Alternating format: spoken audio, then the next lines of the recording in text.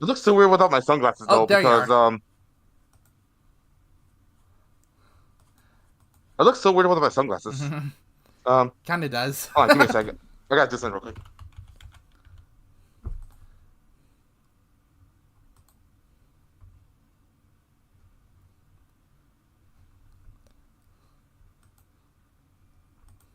Gotta put on my standby music real quick. There we go. Okay, because I'm like all covered up, it's gonna get really stuffy in here. So, nice headphones. Oh, thanks. I also have like a microphone that I use separately, but the thing is, that microphone will like block all the audio, so I won't be able to hear anything. So I have to use a headset, you know, and this is what I normally look like. You know, I normally use this hat right here, but I cannot wear both, as you can see. So yeah, I have to go without the hat. And I feel naked without the hat. All right, closing Dual Links. Opening up YouTube. Oh! God damn, I keep forgetting this. I keep forgetting to change the title on YouTube as well.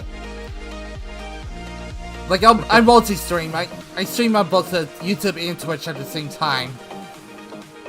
Oh, you do? Yeah. I don't stick with Twitch for the time being, to be honest. Alright, hopefully there's nothing embarrassing shows up on screen when I eventually like share it on there. Let's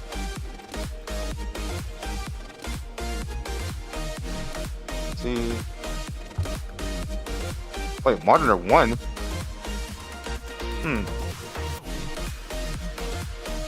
Interesting. Alright. Let me change the title though. Let me change the title.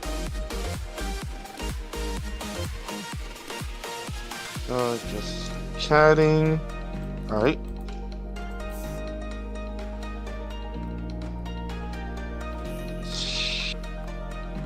Death battle.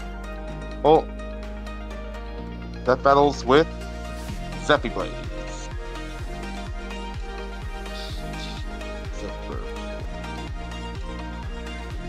Ah, there you are. Perfect. And we are good. We're good. Alright. Man, I really gotta find my gloves. I feel naked without the gloves. Alright. You all set your end? Just one moment. Alright, let me go ahead and share my screen with you.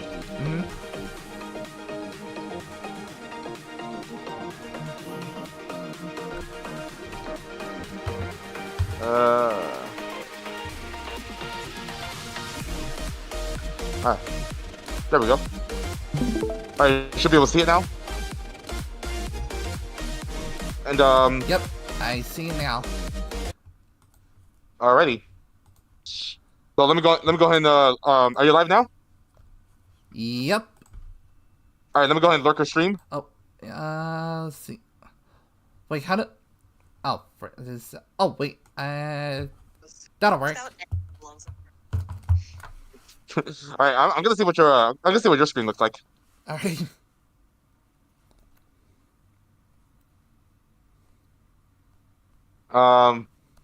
Oh wait, that's right. I won't be able to lurk and look at my chat at the same time. Oh wait. Yeah, that works. Oh, that works. Got some stuff going on.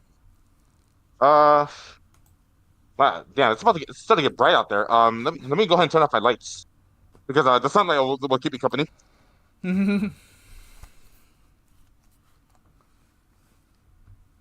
Oh, wait, so you're an Anomaly fan as well.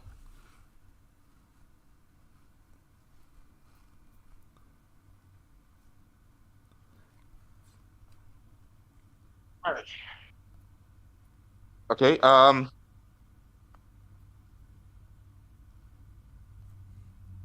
okay, I see your model going. I see you got the screen going. Alrighty.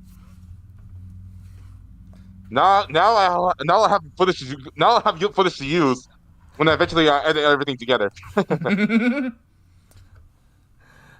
All right.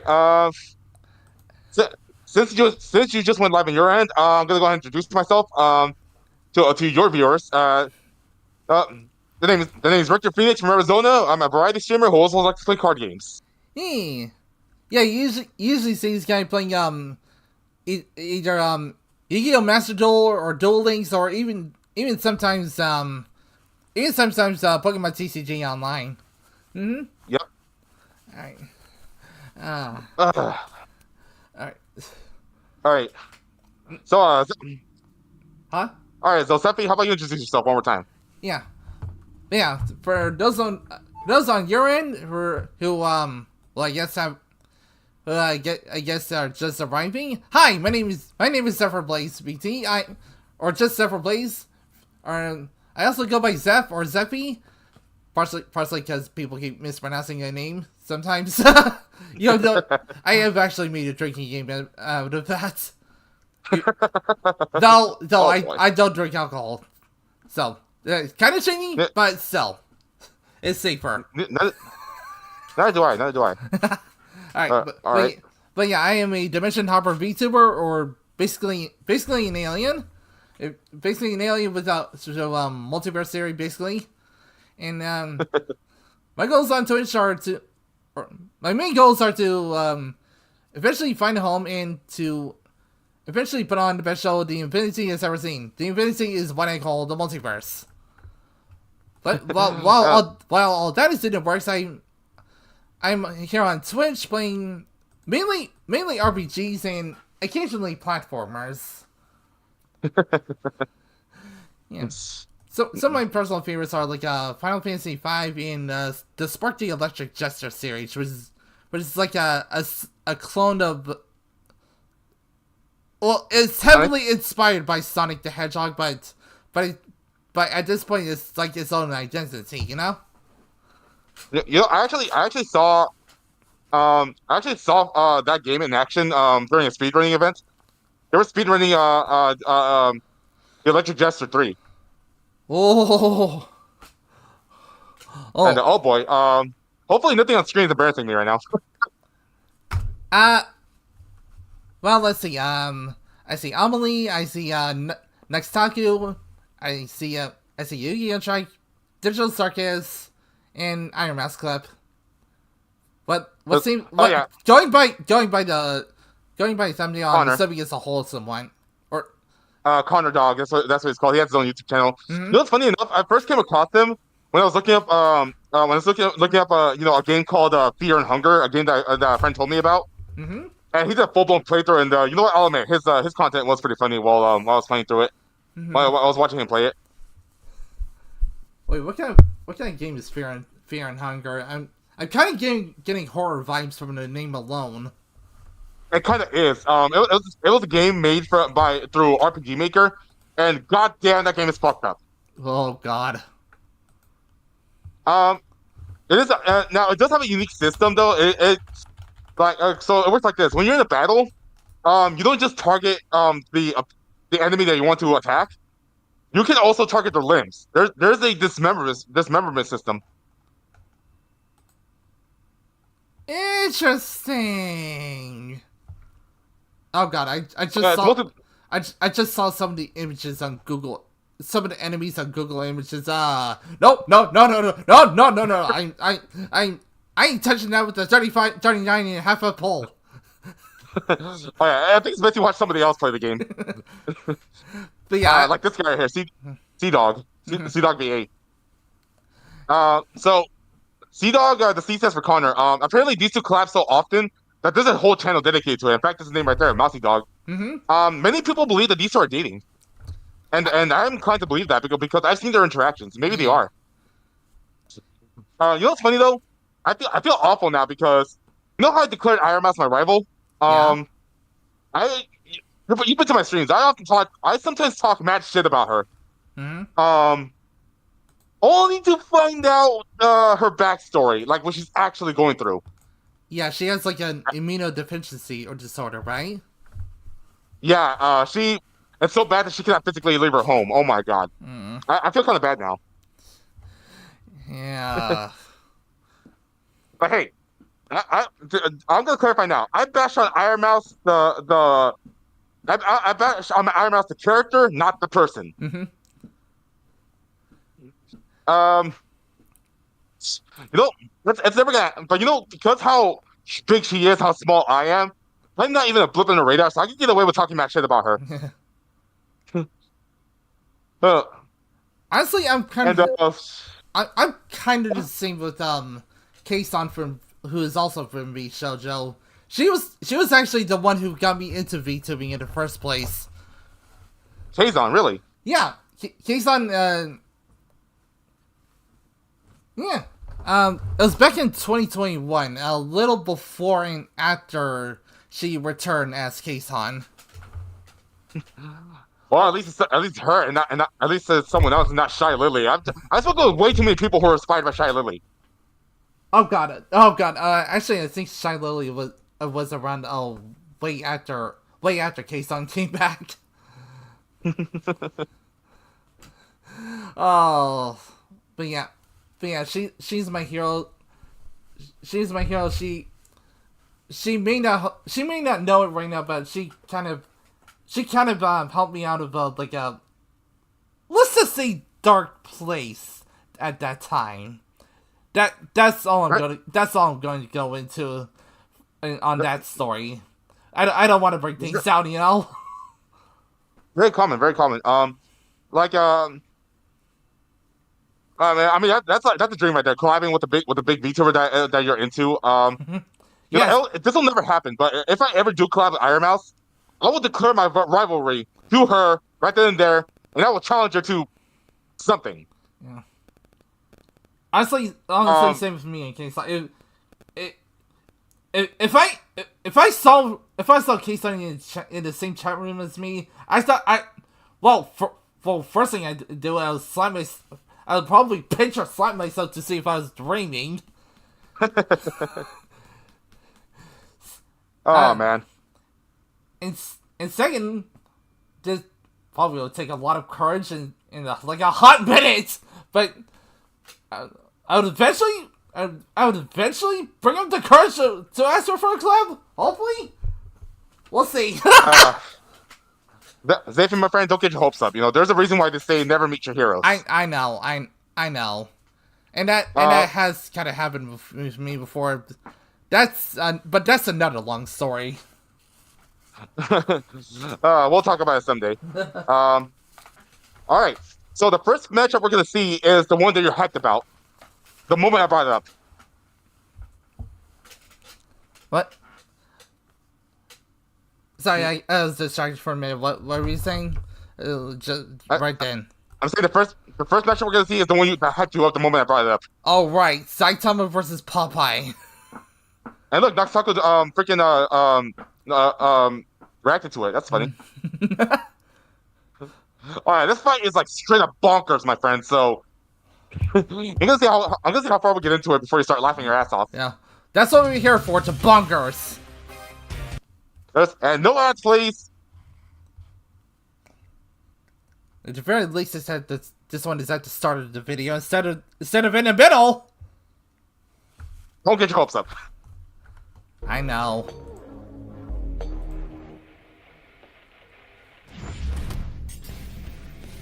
Saitama, the One Punch Man. Popeye, the Sailor Man. East versus West. Old versus new. Healthy eating versus basic exercise. These two warriors may seem ridiculous. Anime versus but their rubber unassuming hose. exteriors belie impossible strength. He's You know, it was actually Popeye that got me into And spinach. it's our job to analyze their weapons, wait, armor, really? and skills to find Huh. out who would win a death battle. See, that's how you get kids to eat their vegetables. When you have their heroes eat their vegetables. And spinach is actually really good. I use it in my cooking. Hell, when I make a salad, I use spinach instead of lettuce. Oh, nice. Hell yeah. Life is pain, brutal and short. The challenges we face during our brief sojourn on this tiny blue marble are what make us human. They light a fire in our soul. They make it all worth something. Without them, we are lost. Yeah, it's a little early in the day for an existential crisis, but luckily I came prepared. For this failed salaryman, Of course he would bring a beer.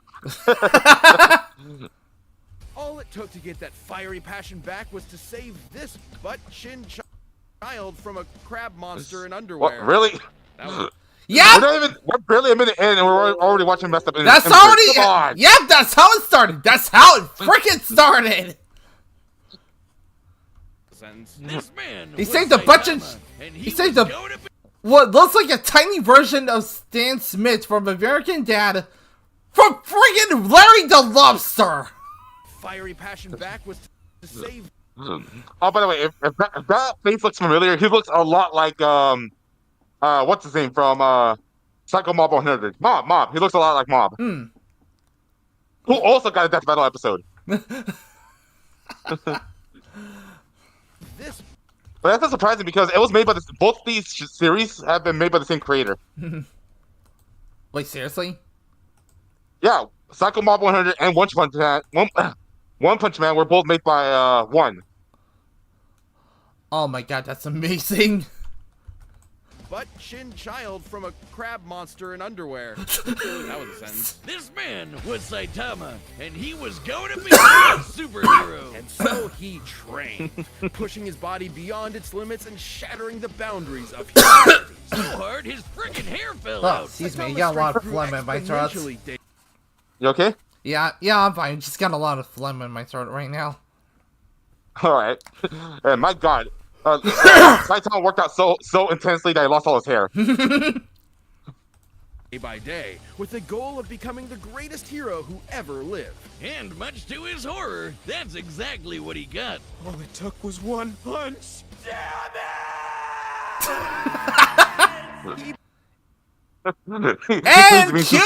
And cute that too. Cue the song and the existential crisis.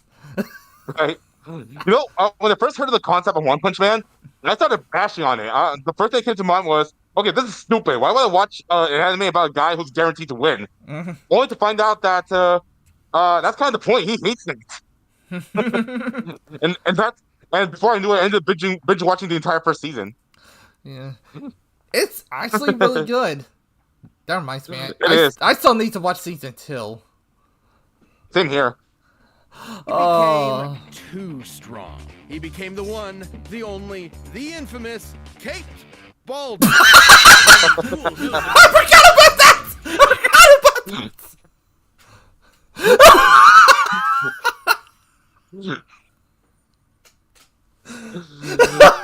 I was laughing my ass off when I first heard that when I was watching the first season. And he can't help but beat almost every opponent he's faced in exactly one punch. Wait, what the hell? One I don't know. Oh wait, the purple guy or the manga panel? And this is a universe with No, knows no, about One hold on. Punch Man. As in, he can't help but beat almost every opponent. How? Why would he punch a cute little star? Look at that face. That's so adorable. And he punches the fuck out of it. Those beady little eyes hold many sinister secrets. And now they're gone. In exactly one punch. One freaking punch. And this is a universe with some pretty whacked out monsters. Like a giant who's over a quarter of a kilometer tall and can stomp city-sized craters into the earth. Or an Esper who can effortlessly pull giant meteors from outer space. Or a monster king who shaved off a continent from the Earth's surface and lifted it into the stratosphere. Whoa. Saitama's never even broken so much as a Yeah, sweat to say fighting this anyone. anime is During their battles, crazy. that same Monster King It's a absorbed gigantic of the Earth. gigantic understatement. Oh, this anime is nuts. Like an understatement as big as that continent was. Fired it at Saitama. Who blocked it by squirt gunning some lava at it. The lava he was bathing in, naked. And then he punched him. Saitama was created after Boomstick is making it sound like that he's the most boring guy ever. images just by hopping side to side, defeated a martial arts master with his butt. And Keijo one punch Saitama's man. so strong, even Keijo one punch man Saitama's cross. so- Oh, all right, you go first. I'm so sorry. Saitama's so strong that you don't kick his ass kicks you. Also, Keicho One Punch Man crossover win.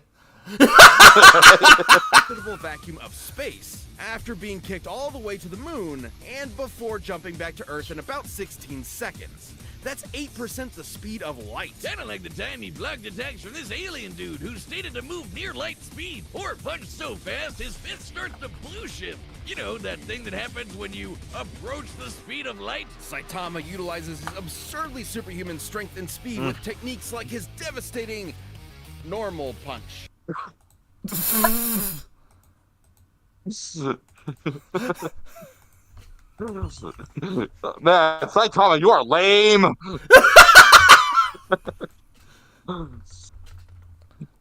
Oh yeah, fun fact. What of his attacks in the last battle in the first season is called Serious Punch. Even his special moves sound lame. And just as you mentioned it, it's right there. The consecutive normal punches. Are you kidding me? Those are his attack names? What kind of self-respecting anime protagonist is he? Plain and simple, he's a satire form. Instead of seeing his journey from the beginning and enjoying his struggle to the top, we join him when he's already there. Basically, imagine if Goku went Super Saiyan in his fight against Jackie Chun. Kinda sucks all the drama out of it, doesn't it? That's actually the best way to describe it. You know, I mean, the way to describe Saitama is basically Goku going Ultra Instinct against Raditz. Pretty much. He just wins all his fights, but not putting a lot of words. Also, if anybody reads Japanese, can you please tell us what that says? Suimon Sunset. Well, given the fact this the white flag, I think this probably just means surrender. Surrender in Japanese. Akira Meru. That's how you say surrender in Japanese. Does that mean you read Japanese? I can read I can read most hiragana and katakana, but kanji still kicks my ass. You never told me you had this talent. I mean, I'm still working on it, and holy fudge, it's been a hot minute since I went back on Duolingo. That stupid green owl is probably at my front door right now.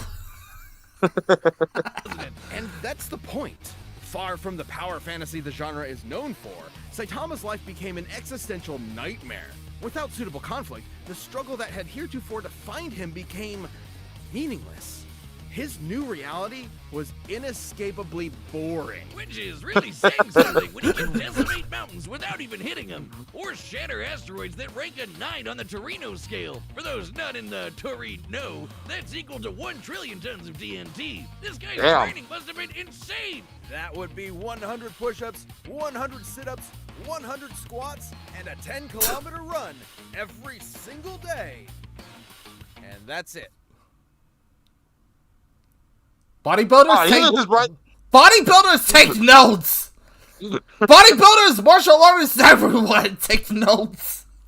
You know, I think I came across a YouTuber who actually took that challenge. Wait, what? Yep. Oh my god. I didn't really follow up on her. I just saw a video where she said she was doing it. I don't know if she fully committed to it. Oh my god. Oh man. Actually, I sort of do this at work. So because I'm standing all day during a 10-hour shift, I do a little bit of exercises. Like I do squats, some push-ups, or more like incline push-ups since I don't want to I can't do it on the floor. Mm-hmm. That is usually my goal to do like up to 100 push-ups or squats by the end of my shift. Like I don't do them all at once, obviously, but I just space them out. Wait, you what? So in other words, I basically like do like 10 push-ups every hour. Ah. Or 10 squats every hour. People, if you want to get in shape, there's always time for it. No excuses. You've got to be shitting me. Oh, It doesn't make sense because it's not allowed to make sense. To be fair, though, It's anime, someone it who never isn't makes already sense. A trained soldier or athlete allowed to make sense. To be fair, though, to someone who Shredded. Even his muscles have muscles.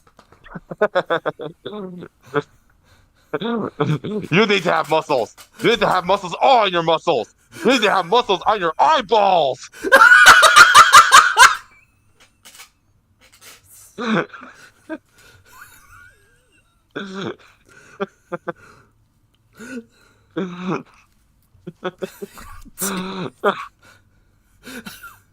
Oh man. Oh boy. who isn't already a trained soldier or athlete, keeping that workout routine every day for years is pretty much impossible. While 100 push-ups and sit-ups are technically doable, especially if you space them out, doing 100 squats and then running half a marathon every single day would absolutely destroy your legs. Put simply, effective workouts involve shredding muscle fibers at the micro level, then allowing them time to repair themselves more durable than before. This repair process requires hydration, consuming protein and carbohydrates, and lots of sleep. But Well, there's some good advice for you. So stay hydrated, high protein diet, and get plenty of sleep. Unless you have insomnia like me, in which case you're screwed. Thomas' workout schedule doesn't give them time to repair, which means he was basically just ripping himself to shreds over and over and over. After a few days, he should. That's gonna wait to get you killed. But he just kept going. Good thing this is Might be anime. an explanation. Take the brilliant scientist Dr. Genus, whose half-century of research into evolution Saitama erased in, well, one punch.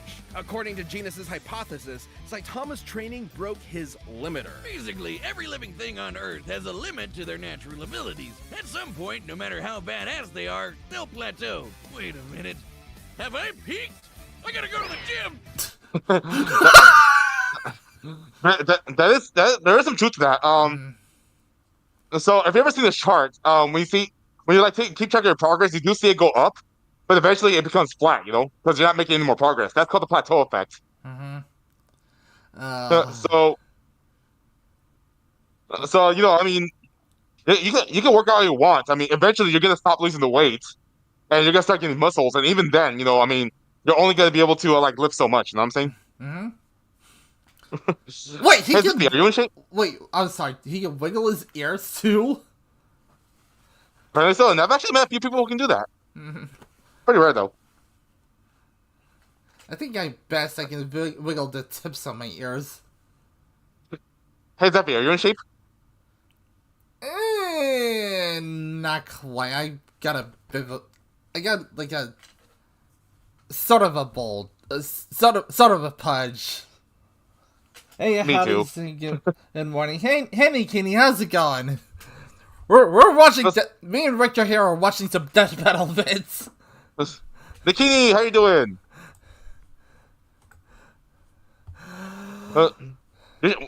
Saitama trained so hard, he literally defied the laws of nature and reality. Top face! Breaking Top the freaking logic of his face! world, he crushed the entire field of evolutionary biology Oh my god! with the palm of his hand. And while he has stated that his strength did eventually Twitch start and growing, YouTube do not bug me for that split second there. What, of Naked Saitama? Yes, exactly. Hey, it wasn't his fault. Freaking Genos, did fired off a freaking fireball to burn a shit ton of mosquitoes. And Saitama happened to be there, so yeah, he got caught in the fire and it burned off his clothes, so it's not his fault. Yeah, true. Also, there was no junk showing, so you do not have the right to bug me. So ha! Well, prepare to get more bunks because consider our track record, we're gonna come across this a lot.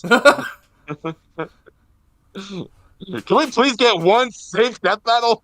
to be clear, he's never gotten close to showing it off in full. Such as when he fought the godlike alien conqueror Lord Boros, and finally broke out his Oh yeah, that fight was serious fucking punch, epic. a blow where he punches a little harder than normal. A little harder Like than the normal. Boros' collapsing star roaring cannon. Now you see, that's an attack name. An energy blast that was going to blow up. Yeah, the DBC, planet. take notes. And there were Collapsing 50 star atoms roaring in the cannon. Okay, this is actually a cool image when I saw it. You know, that Saitama punched so hard that he split the clouds all over, like around the entire world. This man is fucking powerful. Oh yeah. Like a quadrillion Actually, you know what? of the I'm world's nukes. probably gonna be cursing a lot this time, so I oughta put in language warning on my side. Hey, by all means, drop all the F-bombs you want. Going off at once. Despite his obvious and overwhelming power, Saitama's accomplishments were never There officially you go. recognized. As if no one in their right minds could believe a psych ward Charlie Brown could save the world. Burn!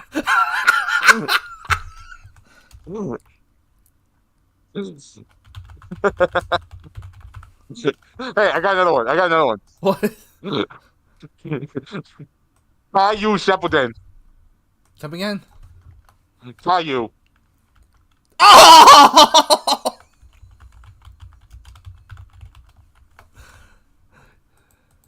God damn it, that's beautiful. Uh, Well, he doesn't seem to mind. Almost as if being removed from anything resembling conflict gave him a perspective on how tropey and contrived his world is. Only Saitama's the only one in on the joke, because I who dare. cares about how far up Saitama as a supervillain is? You can just chill at home with your buds and play video games. Maybe that was the real lesson all along. Not to value our lives based on our accomplishments, but on the time we spend living and enjoying life's simple pleasures. I'll leave that to What the Saitama, heck? and I can't think of anything. What happened to Hatsune Miyo's hair there? It grew like 10 times bigger than it normally is. Value our lives based oh, I see it. Stay with me. Anime logic. Anime logic. Yeah, because the anime, something has to be huge. Whether it's hair or Or features. swords. Hair, Swords, t-shirts, especially, yep. swords, anything. pleasures. I'll leave that to Saitama, and I can't think of anything more pleasurable than punching so hard my Oh no! Oh! I felt that. Oh! Oh! Dude is the undisputed king of broken anime characters. I'm so sorry, my dude. Saitama finds his equal, he's gonna end all his fights in one punch! Yep. Say goodbye to your children. Alright, after seeing Saitama, what are you thinking? Oh. I'm kind of rooting for Saitama. Alright. Next up is my childhood hero. Yeah. The one who got me to spinach. We'll see how well Saitama does against Rubber Hose. Hero, adventurer, savior, Toon Force. man. Oh, two against one, huh? How do you like that? Man, he sounds like he smokes a pack of Marlboro Factories every day. And if you ever wanted to know what angry cat sex sounds like, he can sing. Really? Sailor Man. To be fair, he does smoke a lot, so a voice like that is expected. Fair enough. How exactly do you know? Never mind. Popeye's origins are humble. Born to the cruelly named Poop Deck Pappy, Popeye was, immediately upon birth, horrifically ugly. Damn! Wow! Wow! Oh man, talk about an origin story. He was barely born. So ugly, his father fled in embarrassment of his spawn and never returned. So Popeye grew up with a chip on his shoulder and a pop in his eye, especially after discovering his higher calling, beating the snot out of people. Don't worry, Popeye's fists are righteous, only spilling the snot of those who deserve it. Inspired by his adopted father, Whaler Joe, Popeye Huh. I never knew he was raised by someone who adopted him. Yeah, the cartoons never talk about his origin story, so I never really knew where his. I set out to No wonder I don't. Never really know. No wonder I don't recognize that detail. Yep, but there you go. Yeah, so he was so ugly that his father disowned him. He was adopted by Whaler Joe. That's his backstory. put his combat prowess to the test and join the Navy, becoming a true sailor man. It was there he learned the sweet science of boxing and to battle against World War II era racial stereotypes. I'm being. Yeah, for obvious reasons, they're not showing certain clips. Fair enough. No, I am curious though. I am curious. You know, Nox Taco, when he was reacting to this, he was looking for that clip. He was actively looking for these clips so I could show them on his channel. Hey, that guy's got balls. I'll give him that. He's braver than I am. Non-specific, not just for sensitivity, but because there are stereotypes. I'm being non-specific, not just for Do I ask what they're covering here? I'm guessing blackface. No, they're. Oh wait, no, because wait, no, I was wrong. Yeah, those guys are white, or at least one of them is. they're probably Asian. Oh. Well, for all we know, it's a mix of different racial stereotypes. sensitivity, but because They there are did have blackface around this era too, so I'm probably not entirely wrong. Oh, I remember this guy. This actually a public domain Popeye cartoon that features this guy, and spoilers, Popeye kills him. No. Ouch. He just straight up shoots the bastard. Ugh. Oh, poor guy. Yeah, I'll look for that episode. I'll send it to you. All right. It is available on YouTube though. It is available on YouTube though. Okay. And the fun fact, the nostalgia critic actually reacts to that episode. Oh, even better. Yeah, he did a collaboration with James Rolfe, and they ended up watching the episode together. In fact, it was actually James's idea for him to react to it. example. Originating in the era of rubber hose animation, Popeye's body is essentially made of, well, rubber, able to stretch, twist, squish, and squash any way he likes. Or rev up his arm for a punch that'll knock you around the planet. Popeye's punches are fascinating, since they can disincorporate their targets into composite elements, like turning anchors into fishhooks, an alligator into handbags, and several Native Americans. You know, I don't. Yeah, let's not show that one. This is the clip he was looking for. He wanted to know what they're going to turn into. Oh my goodness. Oh my god, grow some balls.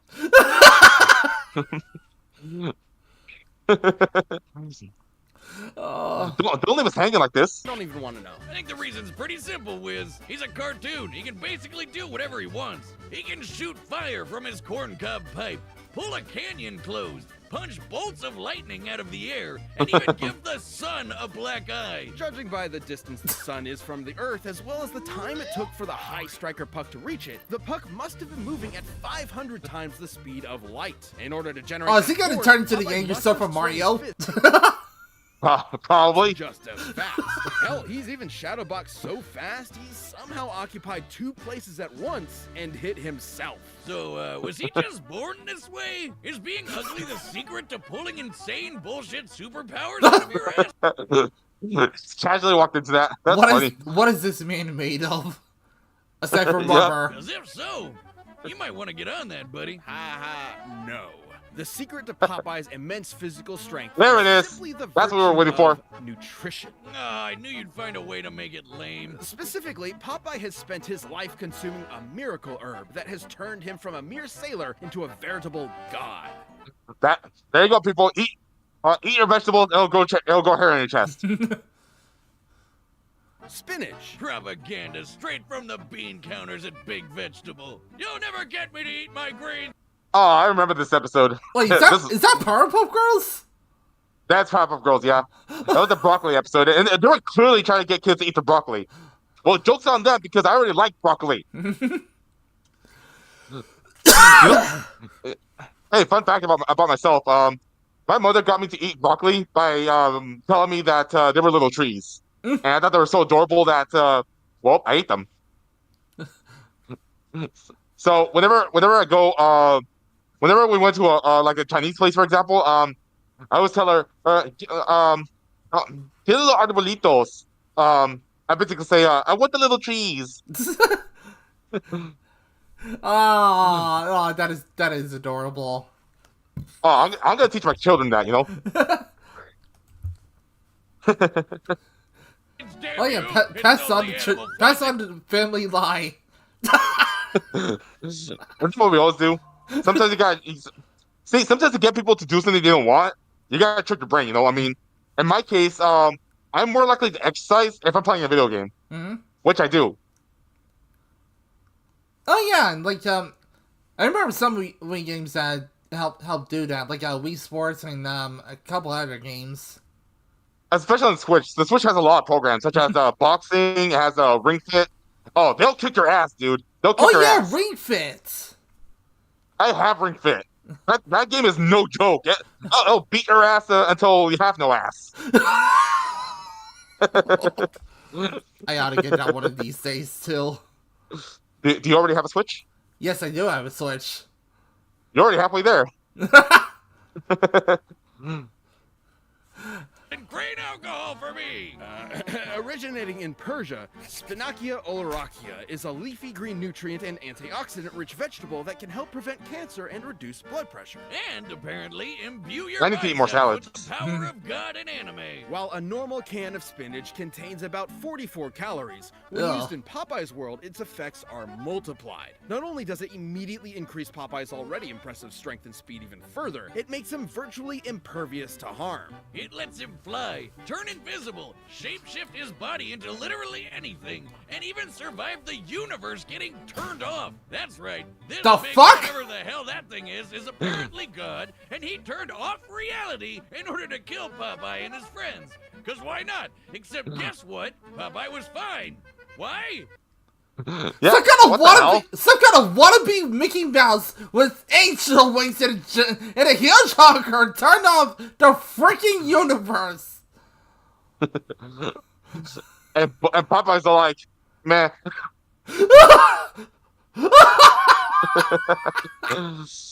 uh, I'm starting to worry for Saitama now. Because Oh my he goodness. eats his spinach. Yeah, that's an excuse. The spinach makes him immune to God himself. What the fucks? What the fuck, Popeye? Eat your vegetables, people. Eat your vegetables. I wonder what its nutritional content is like. Well, let's find out with math. No! Well, That is one weakness. you leave me no choice. We have to use math. Single can of spinach in Popeye's world was once able to grow a beanstalk so tall it reached into outer space, all the way to a nearby solar system, and shattered this stylized yellow star. By measuring the volume of this spinach stalk and including the caloric density of regular spinach, we can calculate one single can of Popeye's spinach contains over 46 undecillion calories. That's over What 700 the octillion fuck? times greater than the total calories the average person will consume over their entire life. That's over 46 million Yoda tons of TNT. Then we really need to see the image of a disgusting burger. Apparently. Enough to destroy, well, a star. Or enough to punch your annoying neighbors so hard that when they land, they tilt the Earth. By measuring the angle of the planet after tilting, we can determine its axis was adjusted by about 13 degrees in less than a second. That's a speed of about 1.8 million meters per second. I wonder, is that enough to power a rocket ship so fast it travels backwards in time? Yeah, 'cause that happened. I only know of one type of herb that'll take you through time. Whatever kind of spinach it is, it sure ain't normal. Not true. Popeye doesn't consume some special magical spinach. Any kind will do, even if it's handed to him by the audience in the real world watching his cartoon. He can summon cans to his side by whistling for them, praying to gods, painting them into reality, or just waving his hand.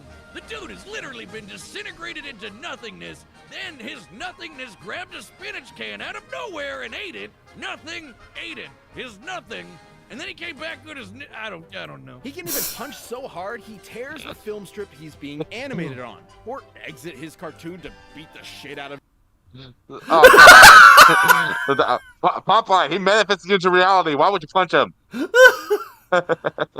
Yeah, why would you punch your actual god like that? His own animator. So Popeye's basically fought two different versions of God and whooped their asses. You know, he's a pretty chill bro. Yes, you are. Oh, that's seeing right. That, There was They a live actually action made a live action film. Yeah, that's Robin Williams, by the way. Wait, that was Robin Williams? That's Robin Williams. Oh my god. You know, I'm actually curious about this film. I really want to watch it, but Honestly, same. I've been given warnings not to. Oh god, is that bad? Oh, you haven't seen it yet? Nope. Not a lick of it. I just know it exists. Well, for starters, it's a musical. Okay. That alone is a red flag. You can probably like look up movie clips about it. Alright. I mean, there's a whole channel dedicated to just showing movie clips. Alright, I'll keep it tapped for later. All right. Considering he's basically a spinach-eating Lovecraftian nightmare. But he's always down for a scrap. So if you decide to antagonize him, be aware you're messing with one of cartoon's all-time heavyweight champions. And, for your own sake, eat your fucking vegetables. Come on. There was a time where they never censored the F-bomb. Why now? Why are your balls shrinking, Death Battles? Alright, call it. I am inclined to switch my bet to Popeye here. After all that. Yeah, cartoons are bullshit. Especially old-timey cartoons. Yeah, imagine how the fight is going to be with Tom and Wile E. Coyote. Ugh. I mean, for God's sake, they did Scooby-Doo vs. Courage. Wait, I thought that was just a crossover movie. They actually did a death battle with both of those dogs. Yep. Oh my goodness! All right, add that one to the list too. Add it to the queue. All right, the combatants are set. Here's Johnny. Yep. Fucking dug me here. Oh boy. All right. Skipping the ads. Hold up. Why did they have to show that clip? Stop reminding us of what could have been. So that screenshot to the right, that's from the Popeye movie that got canceled. Oh, that's right. I completely forgotten about that one. Yep. There's apparently going to be a CGI Popeye movie a few years back. Wait, actually, how long ago was that going to be? You can look up the teaser trailer. It's actually online. I'll tell you how long it was. Actually, the storyboard actually leaked.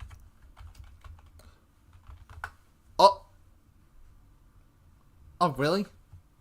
Yeah, the entire film was already written. It was ready to go. But they only filmed that teaser trailer, but the film got canceled. Wait!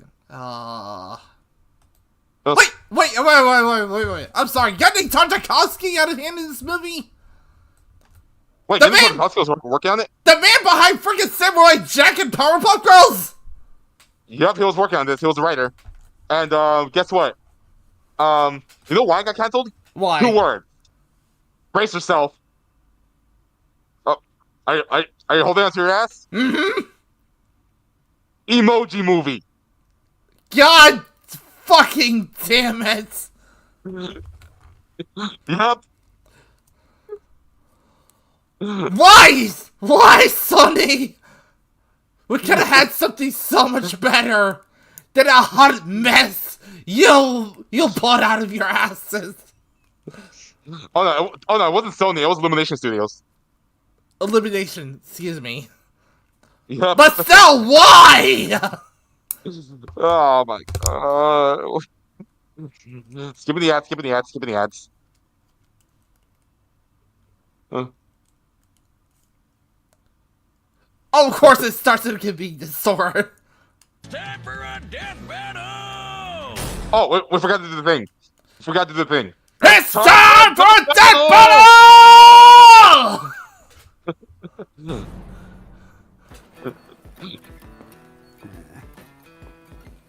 Oh man, scrap's always so expensive. No thanks. Guys, can't stand no one bad-mouthing me spinach. Put 'em up, yes, big palooka. I love that he just comes out of the can. Oh, fun fact, there is an actual Popeye brand of spinach. That's the one that I usually buy, actually. Oh my god. Hey, again, he's the one who got me into it, so it makes sense. I mean, I'll go grab the bag right now and show you. I actually have it in my I'm fridge. looking it up right now. Oh my god, no need. Oh, you already did. yeah, I just did. I was gonna say no need. I got a bag in my fridge right now. I'll go get it. I'm looking at the cans right now. They even have the man himself on them. Yep. Wait, there's a can? I get them in bags.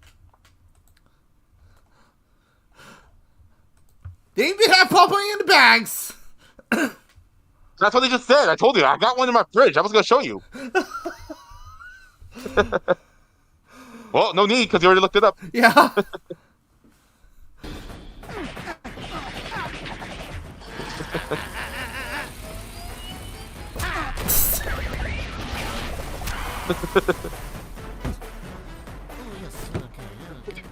He uses the door still.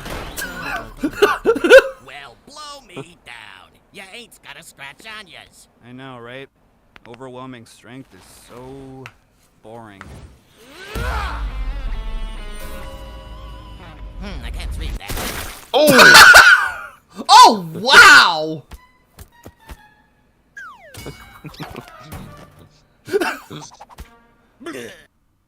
Well, everybody, fight's over. Let's move on to the next one.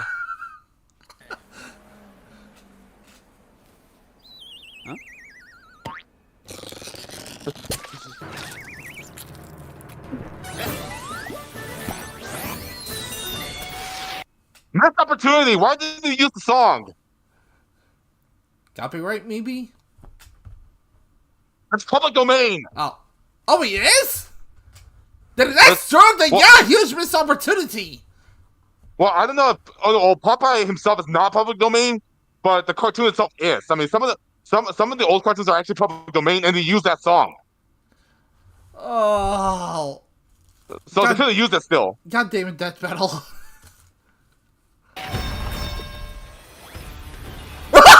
They had the meme too. Huh? The face he just did. The face I saw just Yeah, did. throw it in there. That's the okay meme.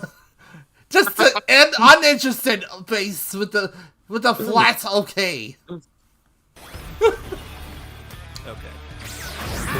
Oh, you said it right there. A little bit more interesting now. Yep, it got interesting. Wait, did he just do the... Hold on. What? It was the cross. Oh my god. Oh my goodness. Oh no.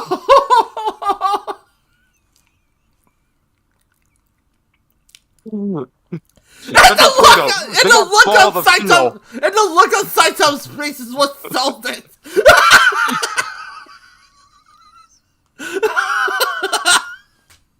It's okay though.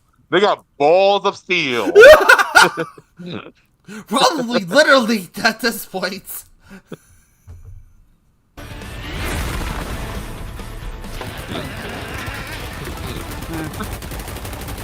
Damn, he was so unimpressed. He kept like giving his all, and he's like, whatever. Oh, look at his face. He's getting serious now.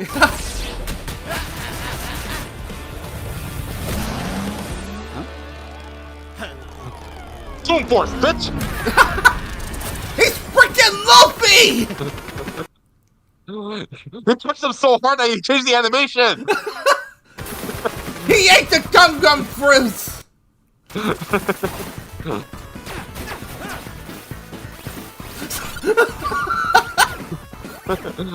sure is one crazy gazookas. I'm just a guy who's a hero for fun. Who the hell are you? Yep, I am what I am, and that's all what I am. He said the thing! What do you know? How am I gonna get back home? They're breaking reality!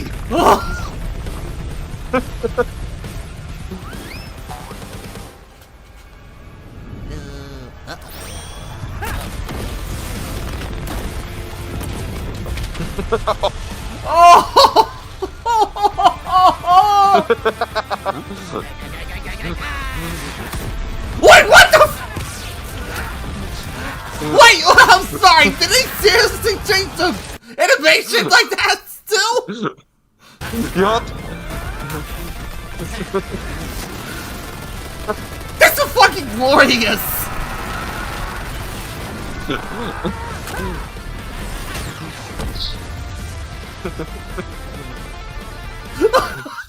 I told you it was bonkers, bro! This is fucking glorious! Hey, brethren! Hey, This Brass! is bonkers!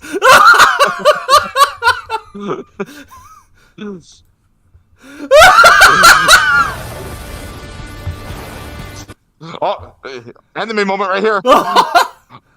Oh, that's a great poster right there. We should screenshot that and use that as a background or something.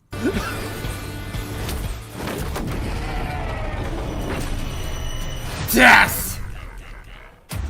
Spin it! Amazing! This is amazing! How did you get so strong? It's me spinach.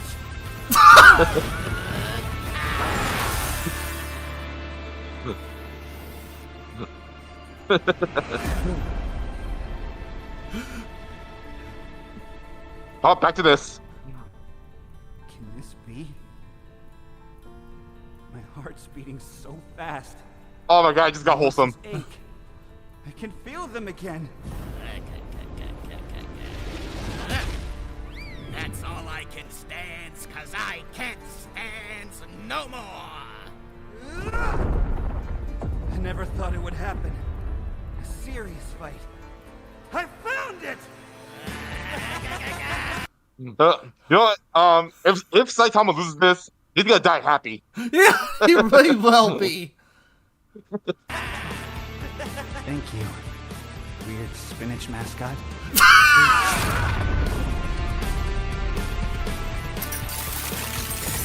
Oh my god, he really did lose.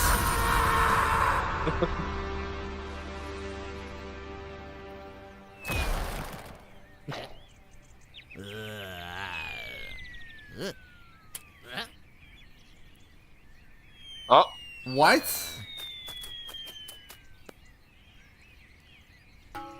that's what happened. He took a big gamble, but now he is scrambled. I'm Popeye the That Sailor was Man. fucking glorious. Oh, I see what they did there. That's the Paramount logo. Oh man. Only this fight was bonkers, dude. You know? Bonkers doesn't begin to describe it. Holy shit. KO! And the sudden change in animation is what sold it too. Super easy? Wait, Wait, except isn't Saitama's whole gag that he can't lose? It is, but it's more nuanced than that. Despite breaking his limiter, Saitama's strength isn't limitless. He's said so himself. Breaking his limiter meant his potential strength was likely infinite, but there's nothing left in his world powerful enough to push him to get stronger, like a bodybuilder stuck with 5-pound dumbbells. He also doesn't possess some magical ability to kill someone in one punch regardless of effort. Powerful adversaries like Boros and Garo have survived his blows repeatedly, albeit briefly, and he's never met anyone quite like Popeye the Sailor Man. According to the mangaka, One Punch Man's gag is that Saitama is an anime protagonist at the end of his series, slapped in at the beginning of his series, where he So apparently Saitama has a limit. He just never fought anybody that pushed him to that point. he's too strong to have a challenge. All it So, took we know was a rubber hose sailor who loves True. spinach. Yep, apparently had to take it. Someone to break logic itself to beat him. That's an accomplishment, actually. have a limit, what is Jesus We know he can Christ. deflect Boros' planet-destroying blast, but he was clearly super casual about it. He may have called it his serious punch, but that's the joke. He's only now getting kind of serious. In order to get as generous a number as possible, let's assume Saitama was exerting the least amount of effort he could to throw that punch. Since he's still technically a human, we can assume the ratio between the least amount of effort possible and the most is relatively consistent with other humans. Let's just say he burned the equivalent of only 1 calorie. Really? They're doing the okay meme on the corner there? Yeah. Relative to the strongest punch ever recorded, which was over 1,000 joules. For reference, the average person burns about 1 calorie a minute doing absolutely nothing. So this is assuming Saitama is literally as casual as physically possible. That'd make his strongest punch about 200 times greater than his weakest. Using Boros' energy blast as a base, Saitama's theoretical strongest punch would be over 11 yotatons of TNT. That's absolutely insane. Enough to annihilate Uranus 4 times over. God damn it. Astronomers, please change the name. At least Futurama, at least Futurama is smart enough to change the name. You know what they call it in the future? What? Direct them. God damn it.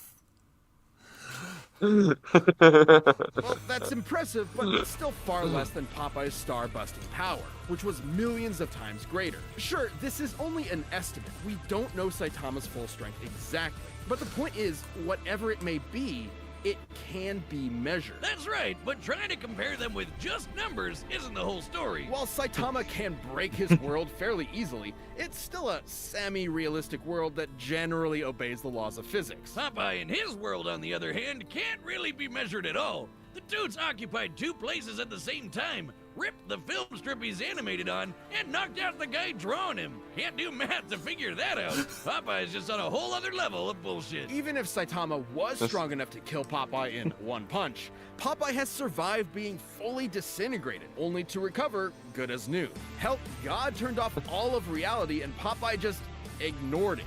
And on the flip side, there was nothing stopping Popeye from just turning Saitama into a bunch of eggs, which he can do without spinach. Even if Popeye was weaker, he'd still have a way to finish the job in 1 punch. Saitama was easily one of the strongest combatants we've ever seen, but pure strength was no match for Popeye's insane power, survivability, and plain old cartoon shenanigans.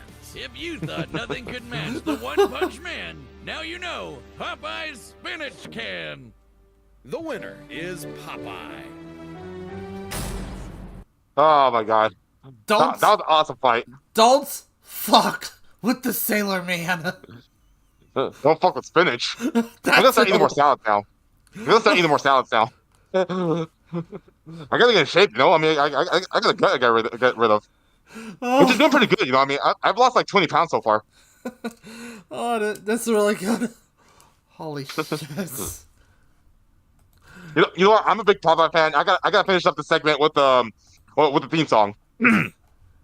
I fight to the spinach because I eat my spinach because I'm Popeye the Sailor Man.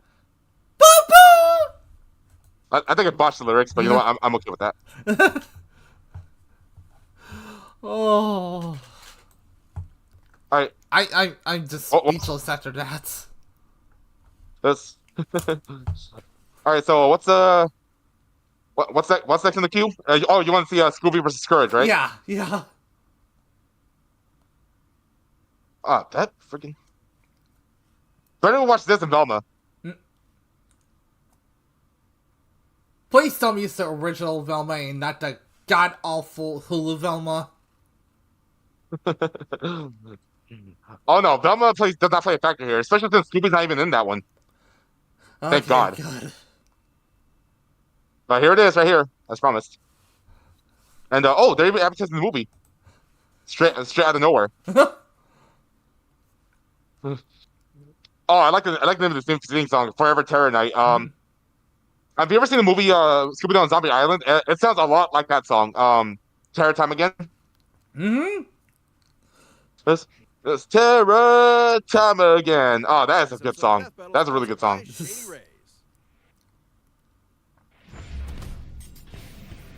Scooby-Doo, the miraculous mutt from Mystery Incorporated. Courage, the cowardly dog straight out of nowhere. Canis familiaris, man's best friend, the dog. No animal companion has stood by humanity's side as long or as loyally. Even, and maybe especially, these two yellow-bellied, lily-livered scaredy cats. Or dogs. He's Wiz and I'm Boomstick. And it's our job to analyze their weapons, armor, and skills to find out who would win a death battle. I miss my puppy. Aww. Oh, Yeah, I don't think it's totally about. I have a pet chihuahua named Chloe. Unfortunately, the apartments I live in do not allow pets. Well, they do, but they don't know about Chloe. They do inspections once every couple of months. So when they notified us an inspection was coming, I had to take Chloe over to my ex's house because the dog used to be hers, and she's been there ever since. I haven't got a chance to pick her up yet. Aww. In fact, right now I don't know if it's safe to get her, because like these apartments are, they're pretty strict. Yeah, I'll get her back. Yeah.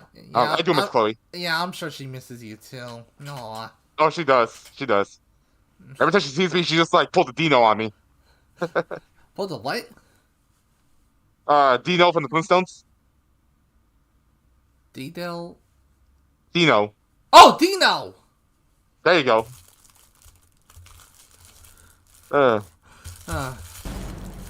Sorry, sometimes words just sound like other words on calls for me. Countless philosophers have posited the same question time and time again. Scooby-Dooby-Doo, where I are was you? just about to Pretty say much exactly everywhere. that. Oh my god. Well, I prefer these puns over Velma. They're just forcing those references in that show. From cartoons to comics, from video games to board games, from live theater To the most incredible major motion picture of all time, he's the greatest Dane since Hamlet. But his monumental presence in popular culture belies his humble origins. Born to Momsy and Dada Doo in Doosville, USA. Up until now, I never knew Scooby's brand or Scooby's breed. Yep, he's a great Dane. What the fuck is an Anunnaki? Sounds Egyptian. I'm looking that up. Anunnaki. Let me go to the stream real quick so I can see it for myself. Okay, according to Wikipedia, the Anunnaki, I may be butchering that, are a group of deity. Oh, yeah, sorry about that. The Anunnaki are a group of deities of the ancient Sumerians, Akkadians, Assyrians, and Babylonians. In the earliest Sumerian writings about them, which come from the post-Akkadian period, the Anunnaki are deities in the pantheon, descendants of An and Ki, the gods of the heavens and the goddess of earth. And their primary function was to decree the fates of humanity. Okay, so they were like the Fate Sisters from the Greek mythology. Oh, so Scooby's a god. Apparently, they should not be confused with the Apkallu. I don't know what the fuck that is. I didn't know you were home. Huh? Oh, my sister just woke up. I didn't know she came home. She just saw me in my OC outfit. It scared her. Sorry about that. Oh, you don't have it on your screen though. Dang, that's disappointing. Mm. So Scooby's a god apparently. Apparently. Yep. Dewsville ain't what it used to be ever since they moved all those manufacturing jobs to Bangladesh. Friends with courage to Cali. Oh, so it's canon now. This will be interesting. How does the dog get a driver's license? Much like how anime has its own brain of logic, so do Western Adopted cartoons. by the Rogers family and their prodigal gluttonous son, Norville, better known by his friends as Shaggy. Okay, up until this point, I had no idea Norville was his actual name. Wait, isn't that? I was not. Hold on a second. Isn't that also the name of the? Isn't that also the name of the Black Shaggy from the Velma cartoon? Yep. Oh my goodness. Actually, no. I first found out his name was Norville through a short. You know, they did like a short film where the Scooby Gang are in the real world. It was like a what's it called Blair Witch parody, and they actually addressed him as Norville, and they're like, nobody calls me Norville. Yeah, they were basically like friends shooting shit. You know. Okay, I need to see that later. Those friends being Velma Dinkley, Daphne Blake, Fred Jones, and sometimes... With We don't their talk about 'em. powers combined, they are Mystery Incorporated. Funny thing is, I kind of, keyword being kind of, like Scrappy Doo as a kid. You're not too far off. I mean, you're not too far off. I mean, the thing is, when Scrappy first came out, okay, here's the history. Scrappy was made out of necessity because the higher up said, "Hey, make a new character or cancel your show." Mm-hmm. They made Scrappy, and he actually was received pretty well. The hate does not come from Scrappy himself. Hate comes from the fact that the producers shoved him down our throats. So much so that at one point, when they made future shows, they removed the entire cast, other than Shaggy and Scooby, of course, and they kept Scrappy and had him basically fulfill all the roles. Oh God. Puppy Power was not received well, or did not go down well. And also I'm a simp for Daphne and Velma. There, I said it. Well, I actually find Velma attractive. A cadre of snot-nosed teenagers traveling the Nixon-era United States in a cushed-up Volkswagen, foiling seemingly paranormal crimes and unmasking... Jeepers, it's the Creeper! Oh, yeah. Yeah, I forgot about the reference. All of whom definitely would have gotten away with it too if it weren't for those meddling kids and their dog. Scooby is indispensable in mystery. Oh my God! Stop showing the movie Danes clips. were bred That in movie was cringe. 17th century German nobility Okay, I actually like the Scooby-Doo movie. It's just cringe. to hunt bear, boar, and deer, which means he's a master tracker. Scooby's super sniffer nose can root out the bad guys no matter how. Oh yeah, the hidden. kitty version too. I actually like that one. I really did. It's one of the very few baby fight shows that are actually good. Very It is, very especially the few. Especially the theme song. It's super catchy. Scooby, a pup named Scooby-Doo. See, I told you, it's so good that it made my sister cringe. You know they can hear you, right? And I'm live. She don't give a fuck. Called Kamarhunda, or chamber dogs, because they stay in their prince's chambers and... I'd rather hear that song than the other one. Just, what's a Scooby-Doo? Guy that follows you. Shut the hell up! You know why I don't like that song? Why? It's not because of the show itself. You know, I mean, I found it catchy at first, but it's because they play that song in every single advertisement whenever a new movie comes out. Every single one. Oh, God damn. What was Vaguely. that? Oh man. Protect them from assassins. Such brave, fearless doggos. Too bad for Shaggy and the gang. The apple. Hold on, let me go lock my door.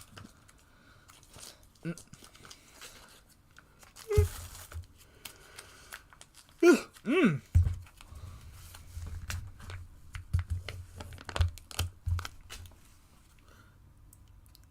very sharp break, everyone. Hold on, please hold on for just a second.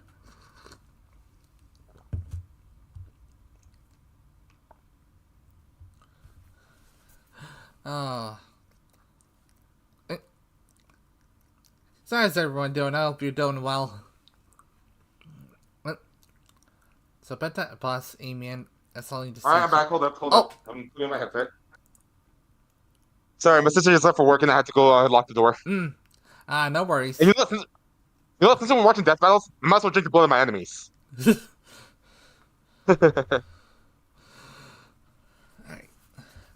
Alright. Apple didn't just fall far from the tree, it defied the laws of Newtonian physics and rocketed into space at the speed of light. Because Scooby is an absolute coward. He's terrified Yeah, he of is. his own shadow and constantly anxious about everything imaginable. And his only motivation is his delicious Scooby. Next girls!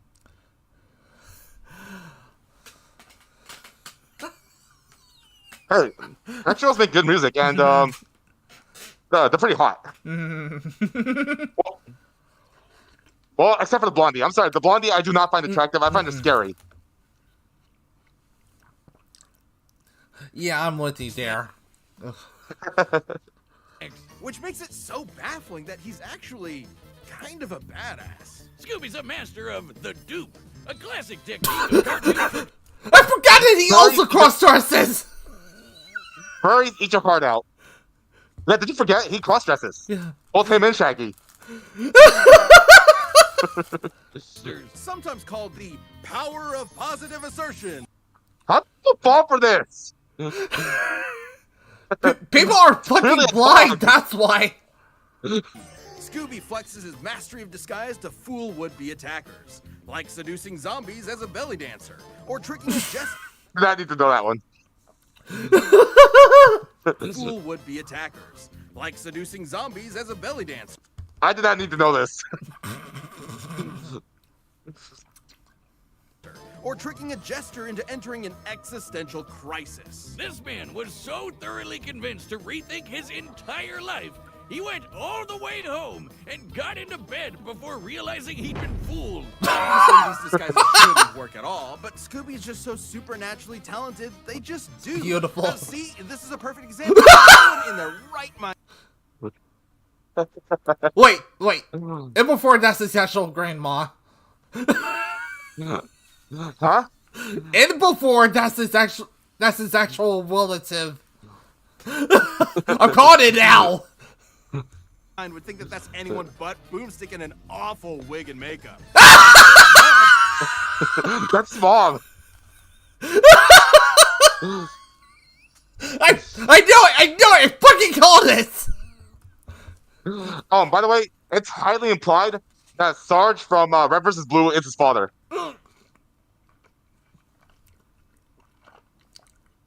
You know what? I can totally see it.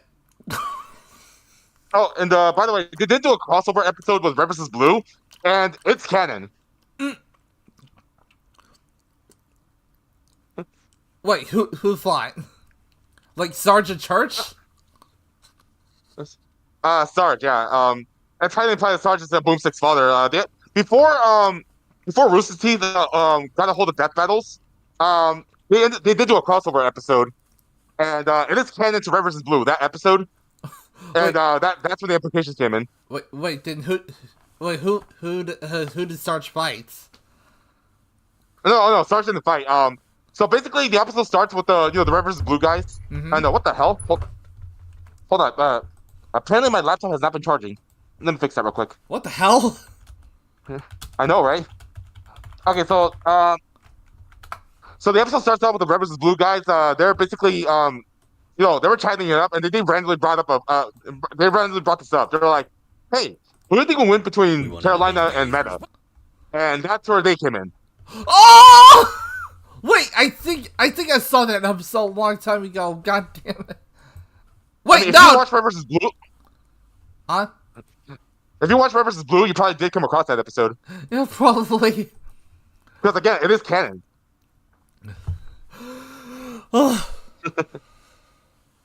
Oh, and by the way, they actually did do an episode, Red versus Blue. Who would actually win? What, between Carolina and Meta? No, that's his own separate episode. They did another episode where Team Red fought Team Blue. In an actual death battle. In an actual death battle, yeah. Who won? Who won? Huh? You want to see for yourself after this? Sure. Alright. I'm so sorry, ma'am. If those disguises sound completely impossible, that's because they are. You might have thought of the Scooby-Doo series as being pretty grounded with all its men in masks, but then one day, the mask did not come off. That's right. It's Terror time again. Oh, they did the thing! Oh, crap. I They closed did the the thing! They did. Okay, how the hell did I do that? How did I make it a separate window? I was trying to pause it and it became a separate window. How the hell did I do that? The monsters started being real, and Scooby became just as bonkers to match. Like, remember those Scooby snacks? They started to give him a physical boost in strength. Oh god, I see Popeye too! That's nothing. There it was! Shaggy's brilliant uncle, Albert Shaggy. Oh my god, are they really factoring in that one show? Oh. The funny thing is, I never saw any of that show. I did. I suffered. Dare I ask?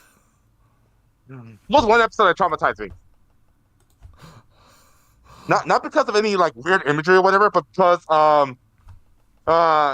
in this one episode, one of the goons started acting like a ninja, and he kept yelling this obnoxious sound through the entire episode. And that's all I remember from it. Oh my lord. Why? Hold on, let me adjust my my mask real quick. It's really uncomfortable. Alright, sure thing.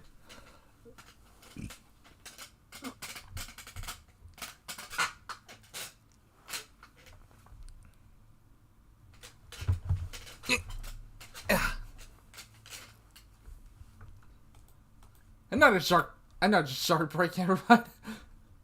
All right, I'm back. Okay, so apparently the show was so bad it was not properly archived.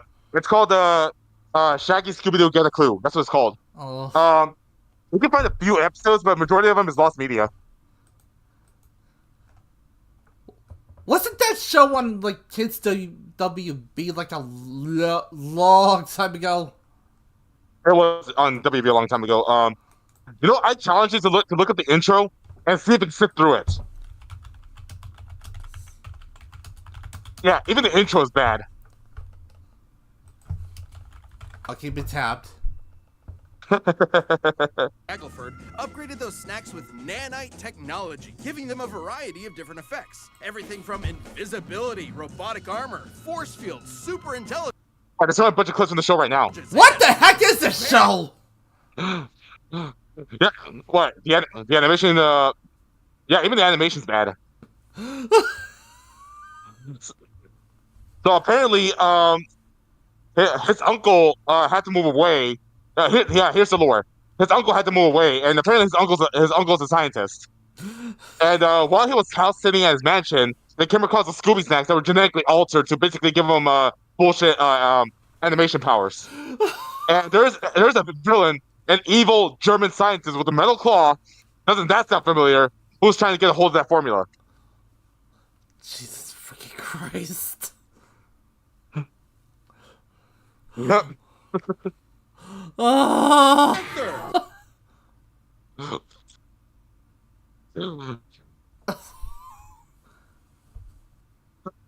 Yeah, nanomachines, dog. I have no We're just words getting for that. started. He can stretch and squash his body any way he likes, even duplicating himself or regenerating from damage. Like being chopped into pieces, crumbling into dust, or just blowing up. His soul was literally scared out of his body, and both his body and soul kept going at the same time. That doesn't make sense. He can appear in multiple places at once, ignore the laws of gravity, rewind time with his time scepter or super speed, draw things into existence, and mess with the plot of his own show. Things getting a little too spooky for him? He'll just cut to commercial break. He's also He breaks the fourth wall too. Yeah, you know what? I'm already placing my bets. Scooby. We got Scooby. weapons like the Super Spooker 3000, a gun that instills fear into the hearts of man. And no, not like an actual gun. It literally shoots fear. Or the Chest of Demons, an ark containing 13 monstrous ghosts. Ghosts! Should you be trapped within its grasp, Oh, I remember this your series. body and soul will be imprisoned in everlasting torment in this heretofore undiscovered 10th circle of hell. Neat! Scooby-Doo has dodged laser beams and electromagnetic waves, survived being at the epicenter of an explosion that blew up time, and successfully performed the Zabriskie Triangle with Shaggy and Maddie Ziegler. The Zabriskie Triangle is a dance so unbelievably dangerous that even imperfect executions have caused widespread destruction. When performed perfectly, it was so beautiful it literally lit up the entire universe and blew up the enormous snow globe containing it.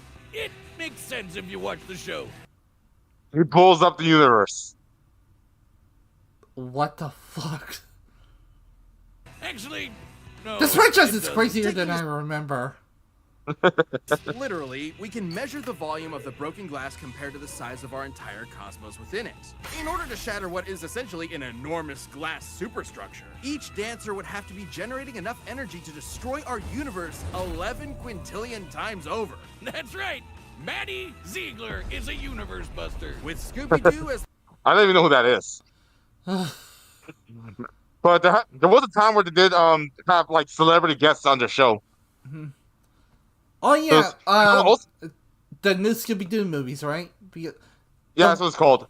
Yeah, It- the one thing I remember from that show is that they had the Three Stooges on for one episode. They did. Yeah. And even that show had a good sound, had a good opening. Oh Yeah, yeah, it had oh yeah, they also had Batman and Robin for another one. Adam West, Batman and Robin. Yeah, Adam West was Batman at the time. They had like Don Knotts and even the Harlem Globetrotters. Oh,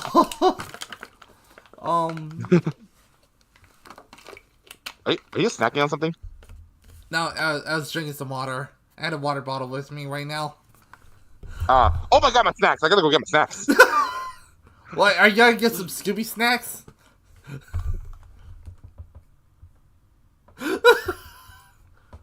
So I bought these spicy cherries for this occasion, but I couldn't help myself, so I already ate plenty of them. Do you have I'm gonna have one right now, actually. Do you have enough to share with the rest of the class? Not anymore. I eat through my chin. God damn it. No, that is not a lore thing. My mask cannot open its mouth. But it can, however, stick a straw through it. But I don't have a straw. Sad. their nigh omnipotent mascot, Mystery Incorporated has saved the world from alien invasion. Do they have a wacky racist crossover? Wait, I'm sorry. What? Look at the names at the bottom. People he defeated. Defeated Simone Lenoir, Professor Pericles. That's Lee! Yeah. They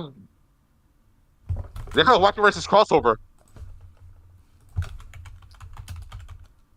You're giving me so much to look up right now. Good luck. That's like almost 100 years of history right there. Scooby-Doo came out in the 60s. Keep that in mind. That was 80 years ago. Scooby-Doo. Yeah, there it is. Scooby-Doo meets the wacky races. Oh wait. This week he says Fanon. Wrong one! Wait, wielded a yellow lantern ring? What the hell?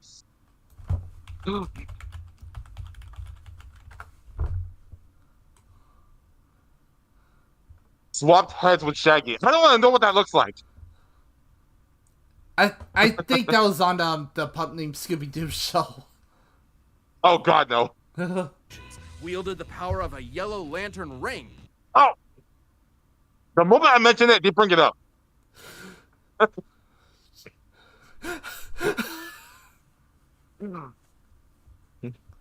Jesus. Oh look, Fred was a Wonder Twin. What? Oh! Oh yeah, he is the Wonder Twin! The other one better be Daphne. It's Let's likely... ship those two. Yeah, it's likely Daphne. Yo, Luna, what up?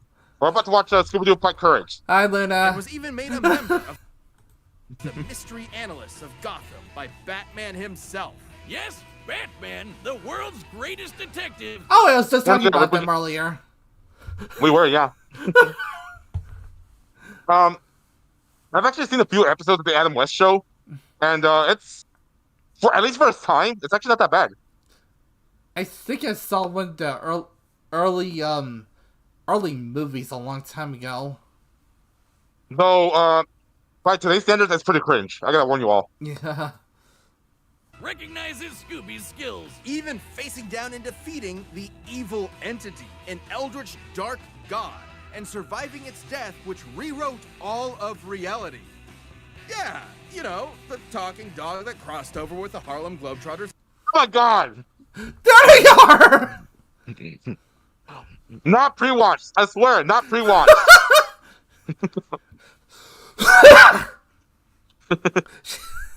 And Don Knotts defeated Satan.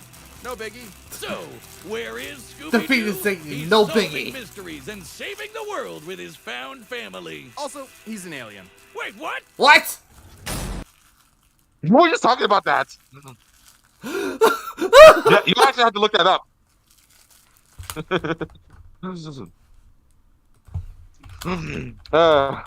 All right. What are you thinking so far? There is no way Scooby-Doo is gonna lose this. No Well, flipping way! Well, let's check out Courage and find out. Yeah, not after what I just witnessed. We interrupt this program to bring you Courage, the Cowardly Dog Show, starring Courage, the Cowardly Dog. Abandoned as a pup, he was found by Muriel, who lives in the middle of nowhere with her husband, Eustace Bagg. But Ah! creepy stuff happens in nowhere. It's up to Courage to save his new home. Oh, that takes me back. Yeah. Stupid dog! You make me look bad! Wooga wooga booga booga! I Hey, got said that to do wasn't it! Stupid whiz, you made me look. You're breathing on me. Get away. Sorry. What? Who wouldn't be excited for one of animation's mightiest mutts? Courage is an adorable pink beagle with a heart of gold. And He's a beagle? I never knew that. Neither did I! Also, speaking of gold, look at that tooth. Oh, yeah. Can't lay golden eggs, really? I am friends with Scooby, so it's still canon. and an undying love for his doting Scottish mistress. Beagles are hare hunters with intense separation anxiety, excellent senses of smell, and a set of lungs that'll knock your socks off. All of which fits Courage to a T, especially the howling part. To be fair, Courage has a lot to howl about. Nowhere USA is a magnet for interdimensional weirdness, attracting some of the strangest freaks. Oh God! No! No! No! No! No! That face alone is creepypasta fuel! No! No! Go on. He ain't so bad once you get to know him. He's just naughty. Don't, please don't! Master criminals, cats, and the quack. Oh, the quack. The Americans. Mattress demons, mummies, weremoles, mad scientists, gods and goddesses, aliens, robots, alien robots, this chicken, the king of flan. Oh yeah, that guy, Of course, the that United chick, States that goose was government. from the pilot episode. Huh? That goose from a second ago. He was from the pilot episode. Which the only aired once. What? I mean, they aired it a few times, but they stopped airing at some point. You know what's funny? This episode got a sequel. Mm-hmm. Yeah, But- I think this. I think the what this frame is from the What a Cartoon, or I think that's what it was called. It's from the pilot, yeah. Yeah. Which it got a sequel episode, but it's hard. The pilot they just stopped airing it at some point. Hell, it's not even featured in the DVDs. Hell, Oh, what the hell, Cartoon Network? It's not even featured on streaming services. What the hell, Cartoon Network? Oh no, they better include the pilot if they release DVD again. Actually they might because recently at the time of us watching this, they announced the Dexter's Laboratory DVD set. The entire series, yeah. Oh God, God, if you're out there listening to me, I'm praying to you. Please let them include the Rude removal episode. Wait, Oh, by the way, are you familiar with that episode? Rude removal. Wait, is that the one where where Dexter removes his and Dee Dee's bad sides, leaving only the good stuff, but the bad stuff manifest themselves, manifest our own bodies. That's the episode when they separate the good side and the bad side, and they swear like crazy. In fact, the moment they separate, the very first words that come out of Dexter's, or rather, the very first words that come out of evil Dexter's mouth is, "Where the fuck are we?" What? I am not shitting you. No, okay, I'm gonna need to see that clip because I don't remember that moment at all. Way ahead of you. The episode is actually available on YouTube, and if you're willing to deviate, we'll watch that right now after this. Sure. So the history behind you know what? I'll explain when we get to there, okay? Because it does have some history behind it. Okay. The King of Flan, and of course, the United States government. And poor Courage is absolutely terrified of all of it. But his devotion to Muriel means he'll always step up and fight the good fight. Good thing he's kind of a genius. He's a brilliant engineer capable of whipping up the most devious of traps almost instantly. And he's got an unending supply of tools at his disposal. Everything. Oh yeah, Courage has a hammer space. Mm-hmm. Trusty mallets to grappling hooks, ray guns, flamethrowers, chainsaws, bombs. With dark matter meteor.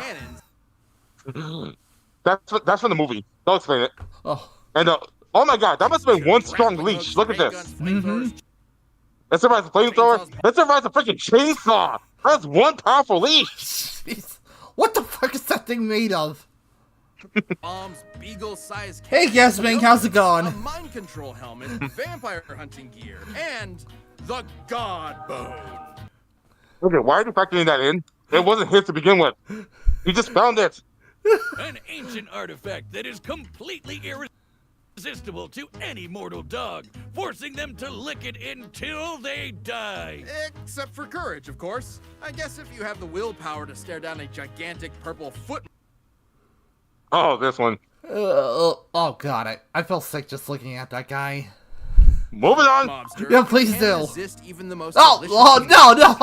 He can pull all of this stuff out of his ass anytime he wants. He always has exactly what he needs. Why would he keep that in his fridge? Say what to me now? Cartoon logic. All thanks to his computer named Computer. A sentient desktop which knows almost anything and everything, even if he has a bit of an attitude about it. So Computer's an ass. So Google and Twitter rolled into one. Yeah, that's an ass. You twit. Which means he's always prepared, especially when he can shapeshift his Oh, this one. That clip right there. Attitude Hold on. about it. which means This is part of a teaser trailer for a potential revival, but they never went through with it. Oh. Once Yeah, they're again, gonna make it 3D. yeah, once again, goddamn it, Cartoon Network. Why?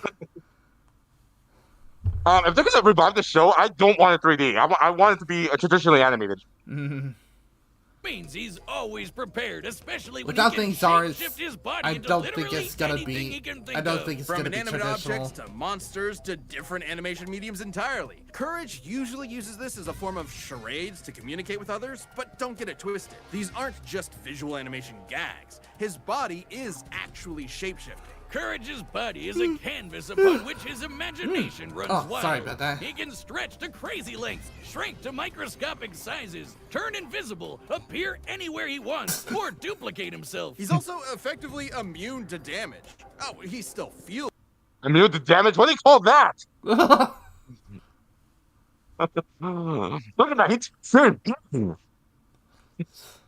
pain, but apparently his sheer terror overrides it. Like the times he tore himself in half or turned himself full Ugh! inside out. The dude I did not need to see vaporized that! His entire body completely without even ash remaining, and he just popped back good as new. Classic cartoon shenanigans, but technically anatomically correct. Until it isn't. Courage can create objects from his imagination and often breaks the fourth wall, directly addressing the audience. Now you This shouldn't happen to a dog. would think being an impossible to kill force of nature would boost his confidence a bit, but Damn, Courage. isn't that what anxiety does to you? It undermines your sense of self-worth and magnifies the problems around you. Sure, but Courage is also fighting gods just as powerful as himself.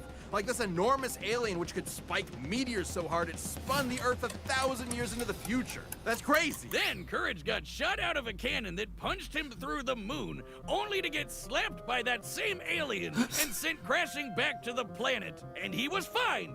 Courage is strong enough. And sent crashing Hold on. back to the planet. And he was fine. Feels fine. He's a fucking body cast.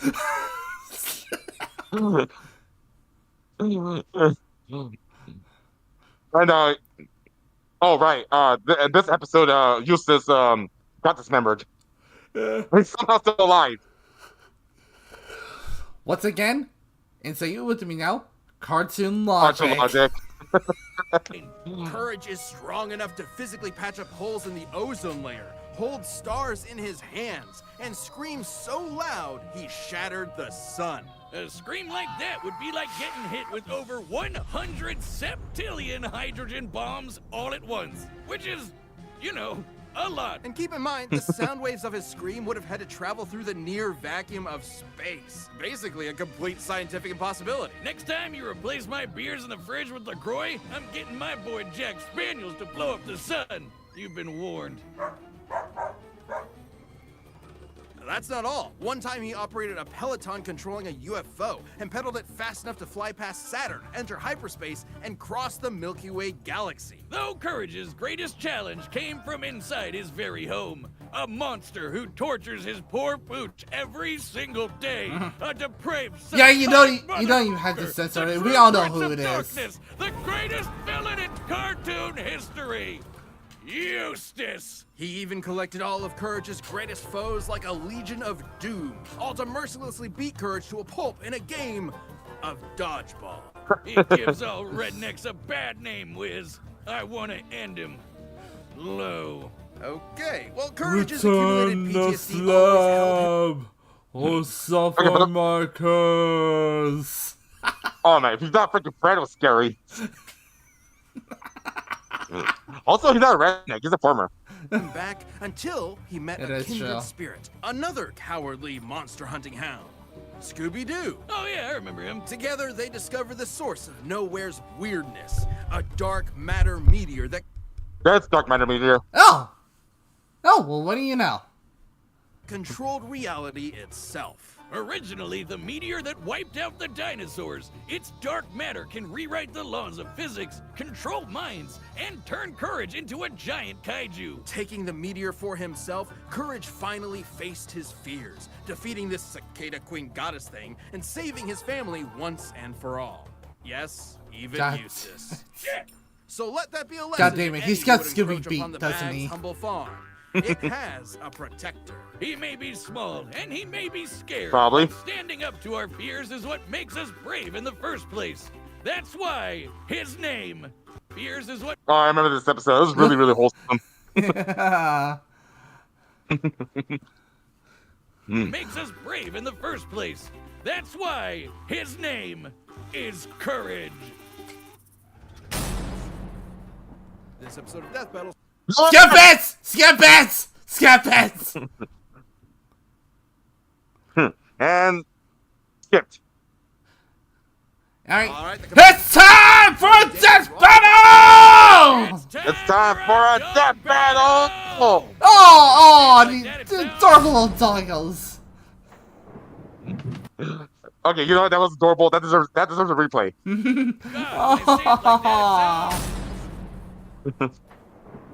Alright, so last prediction? Courage.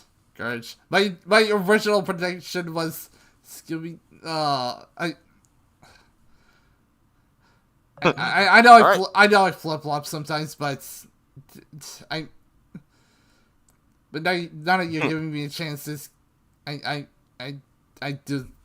I did lay it all out for us like this. I'm thinking Courage. Alright, let's find out.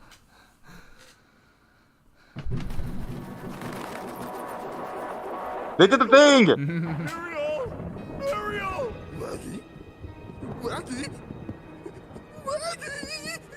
They did the thing again! They're gonna do the thing to the entire episode, aren't they? Probably.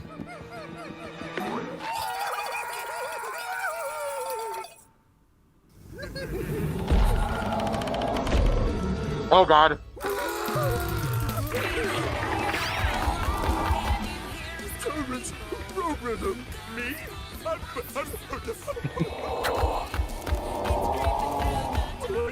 What in the ever-loving fuck is that? Claymation. Claymation is anything creepy. What do I do?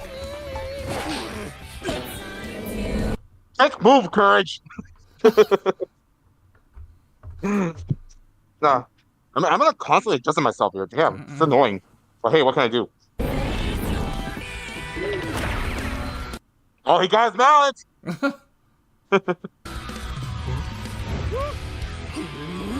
Oh, he's pissed now. Epic thumb wrestling! Robert's got it! Robert's got it! Come on, come on!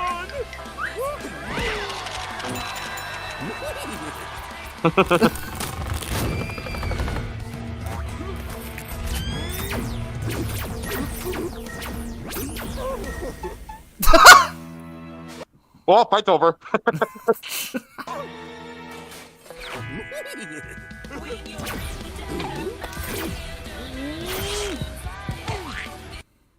Why did he just duck?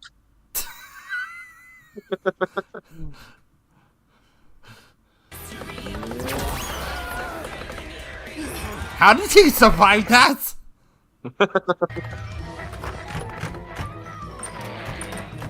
They're doing the thing!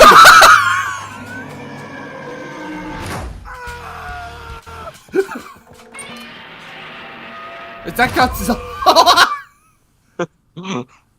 Are they really doing this gag? Yep!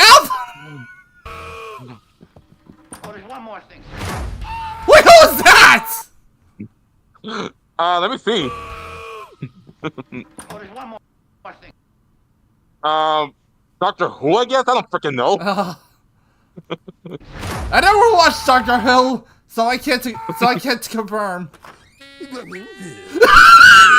Oh god. Any furries in the crowd?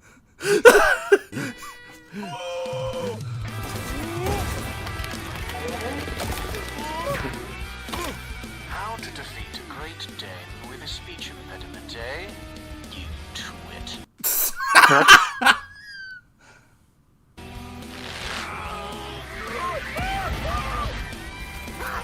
Oh, frick!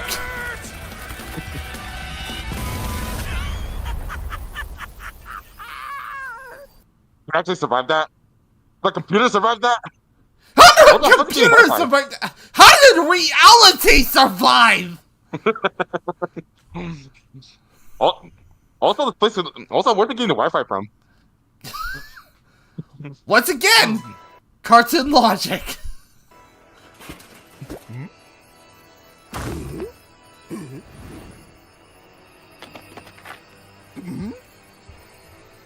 Oh, God bone! Get the God bone! All dogs love their bones, don't they? All dogs love to bone. Sorry, I had to. God. You know what? You know what? I'm not even mad about that. That was pretty clever.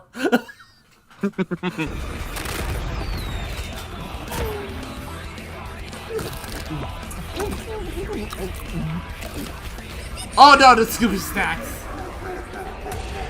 Oh yeah. Could be bad. My name isn't Chad James. He did the thing! He ate the God bone! Oh frick. Oh frick!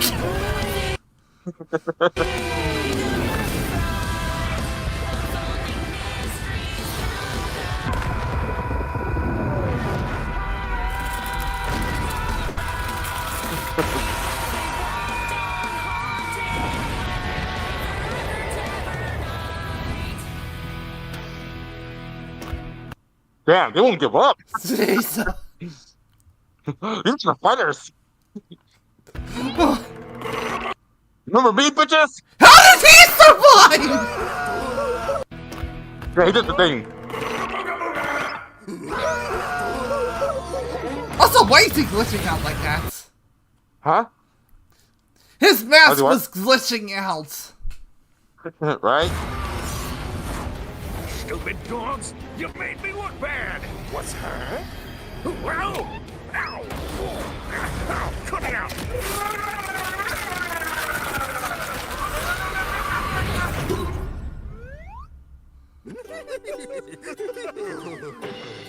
Well, Muriel, I hate that stupid dog! So it's a tie. That was a draw, yes. Oh, wait, what? Who won? Wiz, as happy as I am to avoid on-screen dog murder, wasn't one of them supposed to die? Not since the Great Norris Centro Singularity event of Oh, the Chuck Norris episode. Oh. 2015 if we had a result like this. It can't end like this, right? Even with Courage's in... What kind of reaction out of that one? Jesus Christ. Yeah, they did Chuck Norris. Oh. Should we add it to the queue? Sure. Sure. insane cosmic feats, you'd think the Zabrinsky Triangle would be enough to seal the deal. But both pooches could regenerate from basically any kind of physical damage. Both were incredibly smart in different ways. Scooby was more of a trickster with his dupes, while Courage was a scheming genius. Computer could have given Courage the edge if not for their canon crossover, where it failed to have solid information on Scooby and the gang. So I guess it came down to their unique abilities. And for 90% of their arsenals, they were evenly matched. Transmutation, mind control, you get it. They're tunes with basically anything, except for the Chest of Demons and the Dark Matter Meteor. Sure, the chest could theoretically always trap Courage, but he'd always be able to escape and destroy it with the Dark Matter Meteor. But Scooby could repair the damage by reversing time and then trap him again. And then Courage would break out again. You know where this is going. Ultimately, this battle between man's best friends would never end. But this is a death battle. Somebody has to die. Someone did, Wiz. Someone did.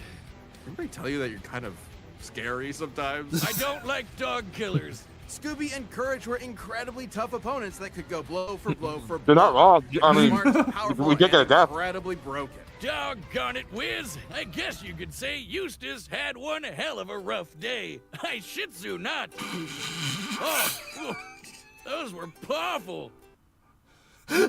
Oh, brother, this guy stinks. Stop. This battle is a draw.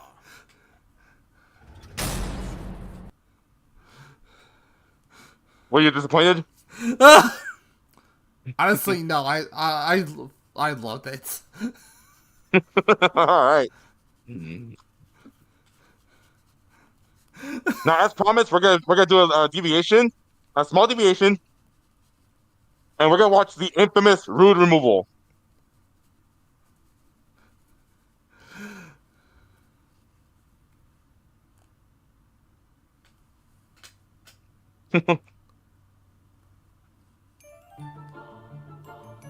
Yes, we're gonna include the intro for nostalgia reasons.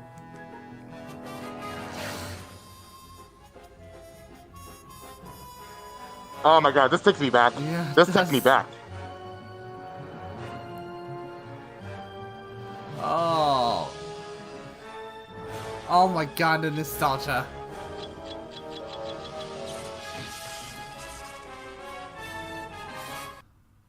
Bandy Tortuguski made it? Mm-hmm. He's buying this as people- well. Alright, some quick history before we move on. But first, hold on. There's the title screen.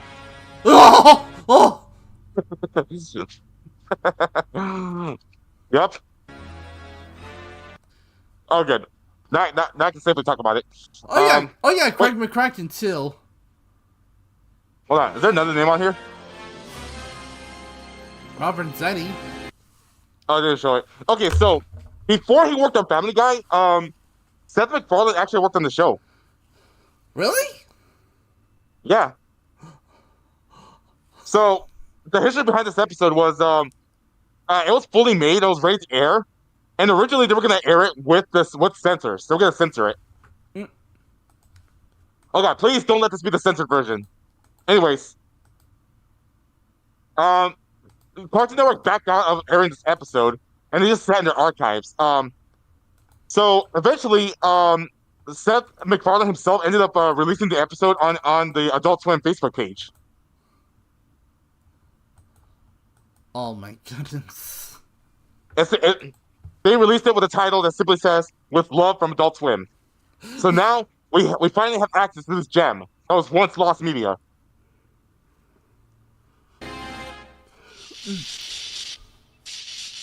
We're off to a great start. Mm-hmm. My latest, greatest work is just about completed. One more adjustment to the flux motivator.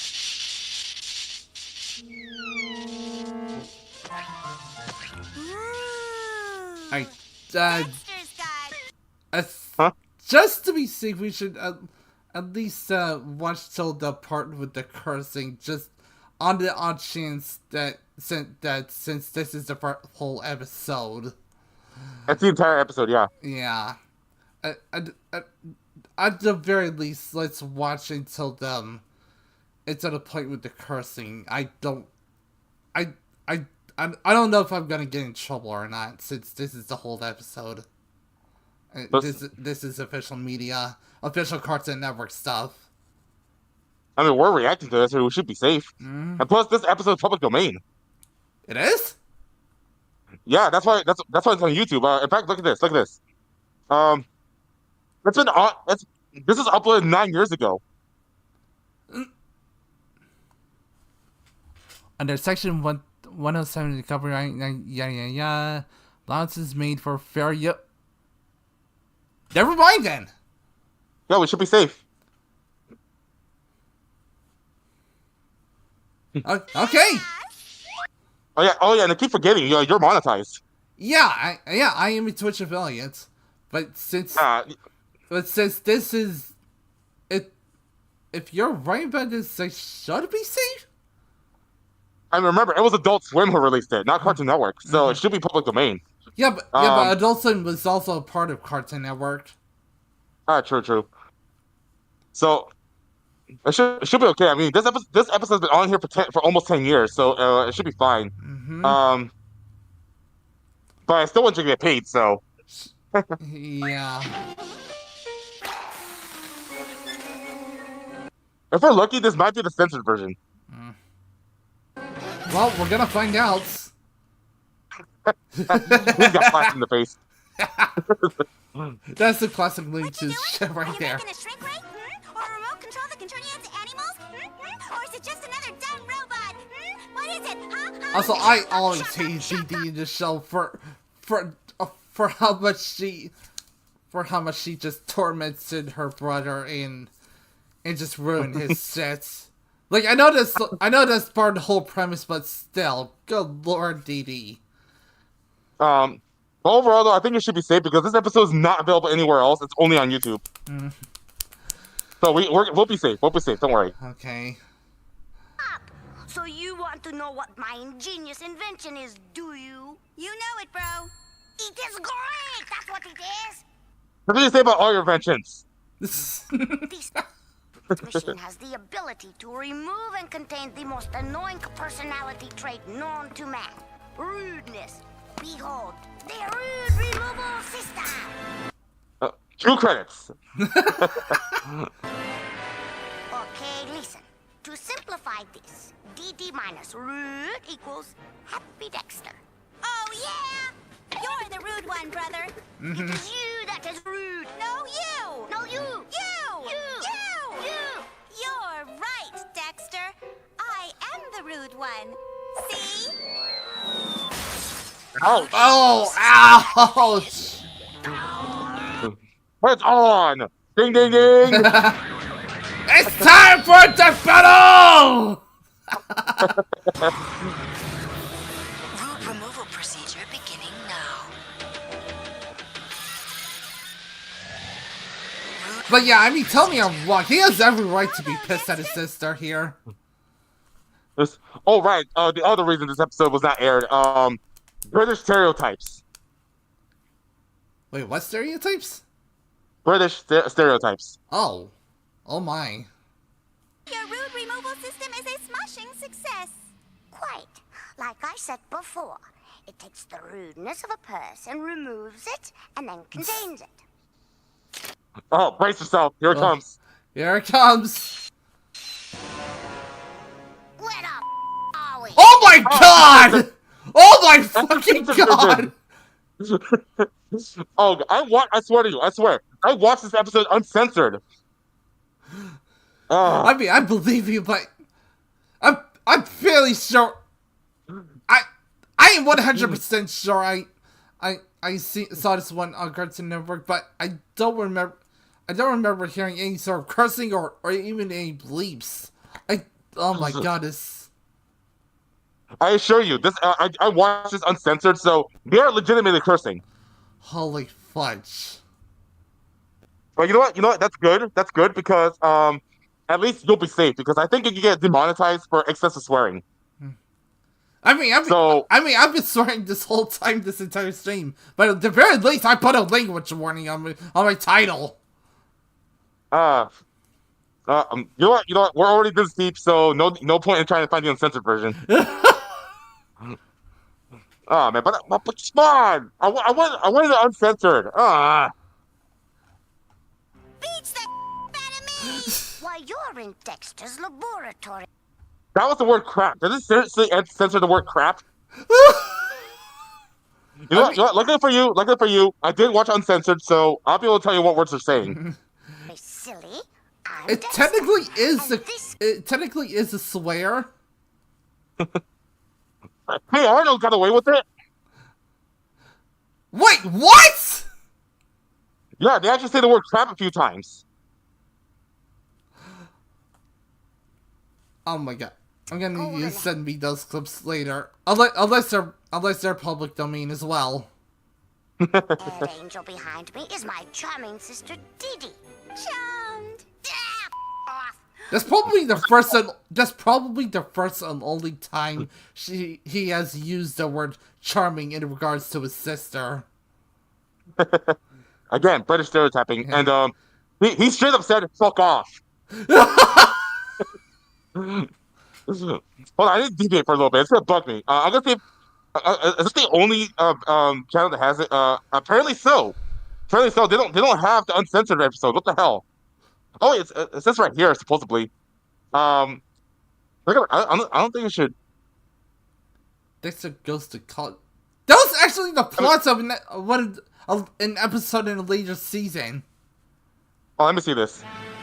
I mean, this video is shorter because they skipped the intro, but if this really is uncensored, then you should be able to see it for yourself. Let me, because trust me, it's much You'll feel it a lot more if you can actually hear the words. Right here. There we go. Where the fuck are we? Holy shit! See, I told you. You feel it more.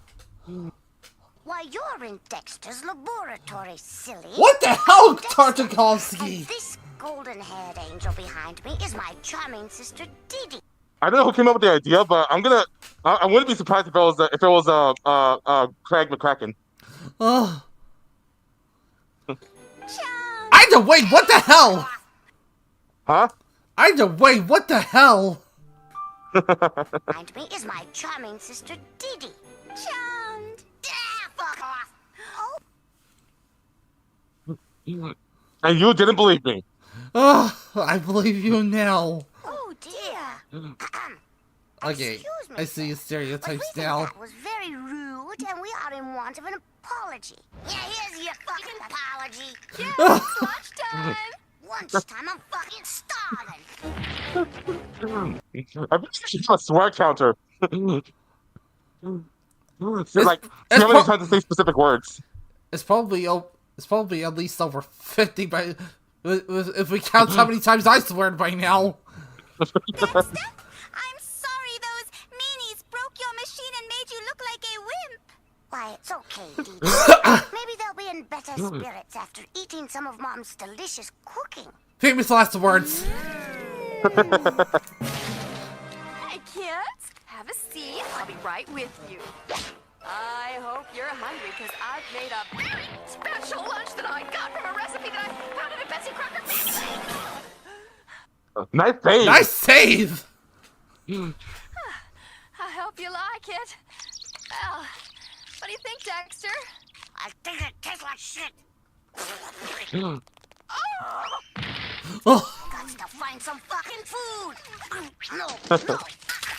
Nada, no way. Oh, baby. Come to Papa. Hi. Oh. Dexter! No, absolutely not! You cannot have any dessert! Why? You want it all to yourself? No, there was no Wow. swearing in the sentence. Why? Other than that, never mind. Doesn't Dexter ordinarily talk in an English accent? No, he doesn't actually. No, he doesn't. Nope. Hey, where's the fucking candy? Hey, watch where you're throwing that. Go, fucking douchebag. Okay, Did she call her a fucking douchebag? Yep.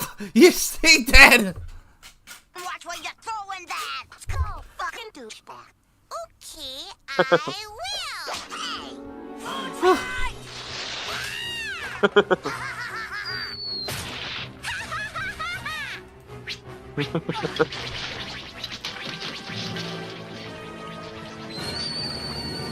Stop this instant! I've had just about enough of you two. Now clean up this mess and go to your rooms forever! Look, lady, that's cute and all, but let me tell you something. I make my own fucking rules. So why don't you do what all good mothers are supposed to do and clean it up yourself? Oh no. So long, If my child talked to their mother that way, two things would happen. One, the family will be planning a funeral, and two, I will be behind bars. Holy shit. But The expression on my avatar's face is literally me right now. Dorkster and Dum-Dum. Say, Nancy Pants, your mom wants you. Oh, my. Mother, we best see what she wants. So you're off then. Yeah, we're gonna go fuck up your lab. Well, they're nice enough fellows once you get to know them. A little rough around the edges, but... Oh, hello, Mother. Are you in need of us? Now I'm gonna get a bar of soap to wash out your filthy little mouths, and when I get back, I want to see this place spotless! Oh, my. Damn, I haven't heard that much emotion out of the voice actors up until this point. Oh. They really went all in with this episode that never even aired. Well, Dee Dee, we best get to work. Oh. It appears our counterpart... It's easy to see why they. It's easy to see why they stopped airing it. I mean, they were gonna air it. Network. They were gonna air it censored, but even that wasn't enough. No. No. But hey, at least they had the balls to release this. Unlike SpongeBob, that won't release Sailor Mouth uncensored. Mischief upstairs. We should come to their aid, wouldn't you say?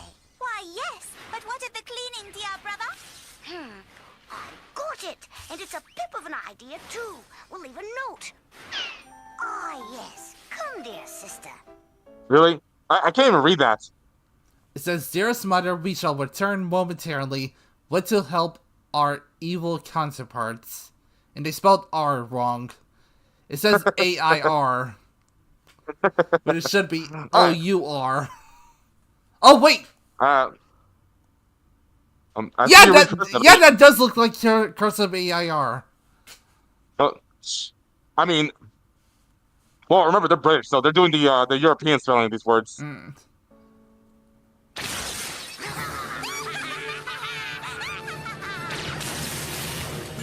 Excuse me, sir and madam, but you must stop this senseless destruction now. Please. What the? If you look at counterparts, that's how to connect the O.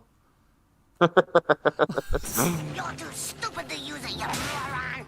Gosh, Dee, I have an idea, but, well, it's a little bit blue. Oh, well, let's hear it anyway. Oh god, the accents! Oh my, Dexter, that is deceptive. Well, I think the stereotype here is that British people are usually like very, very polite. For the most part, they are. But have you ever met Gordon Ramsay? Oh. I mean, I hope he's not that way in real life. You know, he can be nice. He can be nice when he needs to be. In fact, have you ever seen the kids version of Master Chef? It's called Master Chef Junior. He actually does not act that way towards the kids. Oh really? Yeah. Huh. Oh, I hope nobody goes into the rude removal system, where they could duplicate themselves even more, and then there could possibly be millions of rude fellows running around. Yeah! That actually works. Apparently. Sequence complete. It thinks there's the smart one, so logic would dictate the evil side would have guessed that would happen. But that's over, not thanks to you. Me? I'm not the one who built the stupid thing. But I built it to remove your rudeness. Not rude, you are. And we're back to normal. No, you. For the last time, it is you who is rude, you big... Now to clean those filthy mouths. Oh, shit. Yeah, the last line of the episode.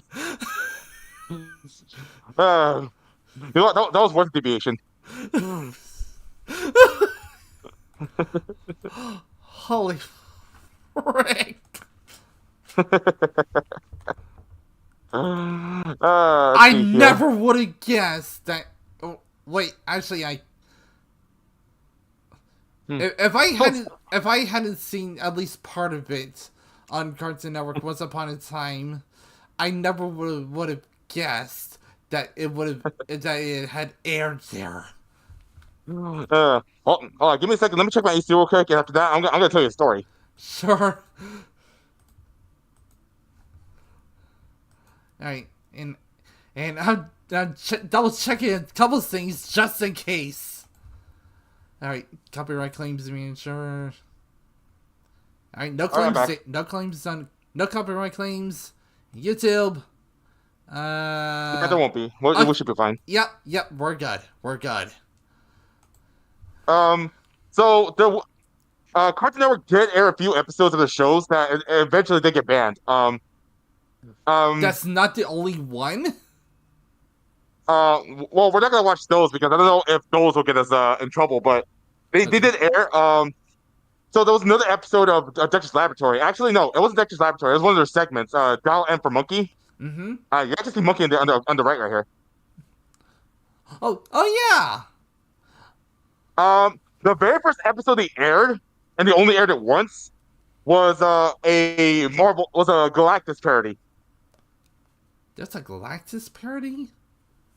Yeah, so apparently, there's a planet eater called the Barbecuer, and he had a herald. Um, they call him the Silver Spooner. I vaguely remember that. That episode got banned because gay stereotypes. Of gay stereotypes. Huh? There was an episode of SpongeBob that was taken off the air too, but they eventually put it back. Oh, I know what episode he's talking about. They actually put the episode back, but they had to remove a scene. Oh wait, I So think the I know. episode, I think I know what you're talking about. It's the one where Squidward gets addicted to Krabby Patties, isn't it? yeah, Brethren actually brought it up just now. Yeah, there was a scene where he basically gets blown up, but like there was like a bucket of gasoline gets dumped on him, and he gets set on fire. That scene was removed. Yeah, it was removed because kids would possibly imitate that. I think that's the reason they gave. Oh, I mean, it's a fair reason. Kids are kids will likely attempt to replicate it. They might. Mm-hmm. But if you think that's bad, speaking of gay stereotypes, there was an episode of Cow and Chicken that aired once, and it almost got them canceled.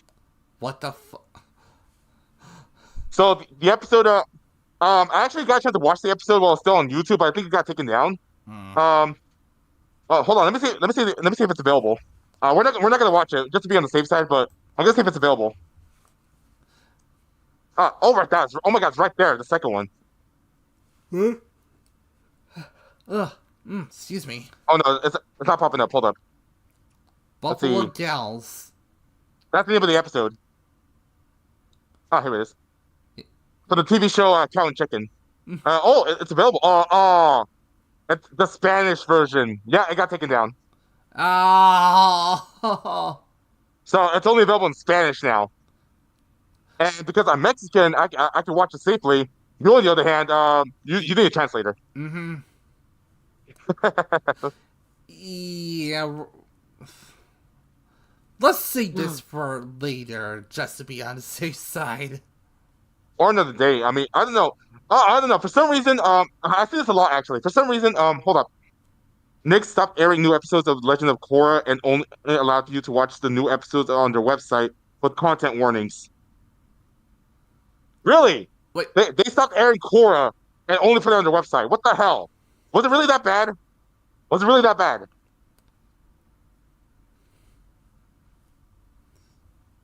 Hold on. Oh no, I said Spanish subbed. So okay, it's only subtitled. Okay, never mind. But apparently, adding subtitles of a different language is enough to keep it on YouTube. Don't keep in mind, YouTube.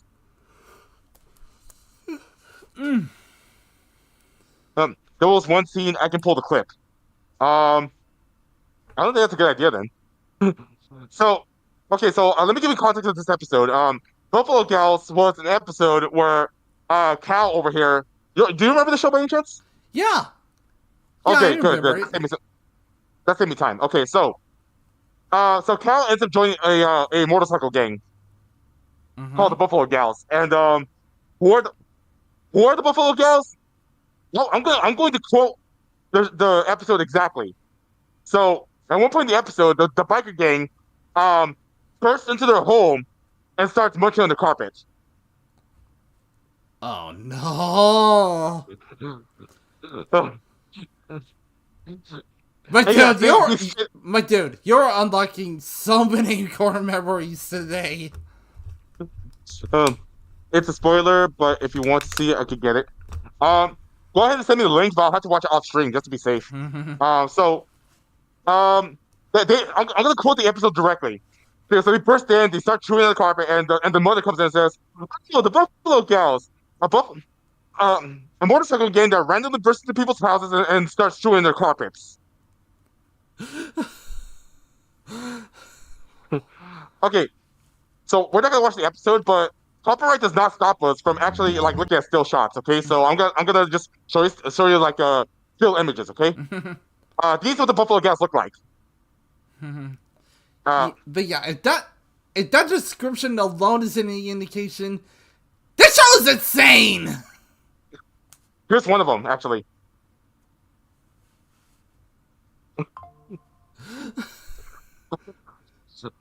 Yeah, and this one is actually named Munch Kelly. That's her name. Much of what? Munch Kelly. That's her name. Munch Kelly.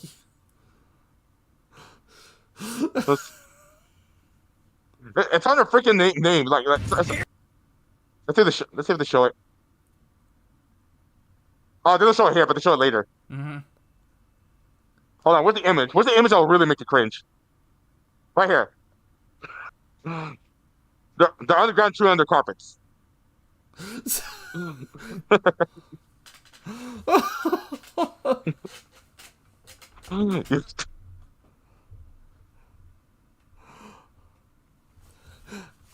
Oh, why?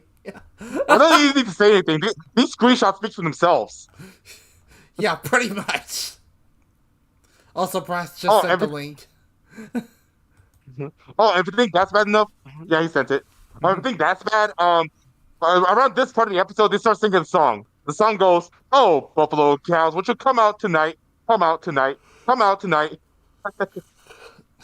That's obviously what that song means.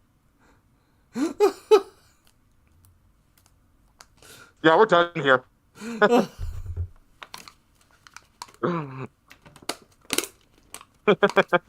This show is fucking insane. It was. All right, what do we have on queue? We had hold on. I didn't think it was that graphic, to be honest. Oh, it's supposed to be graphic? God damn. All right, so I forgot it. Oh, what do we have on queue? We had Star Butterfly. We had Red vs. Blue on queue. What else do we have on queue? Please tell me you wrote this stuff down. I'm sorry. What was that? What was that last part? I said, please tell me you wrote that stuff down. I mean, I kind of forgot what we had on queue. I thought you were keeping up with it. Oh. I mean, I remember two so far. I think it said like Star versus Steven and Red versus Blue. Let's go with Red versus Blue for now. All right. Like, see right here. And here's the other episode. This episode I was telling you about, the one that's canon to Red vs. Blue.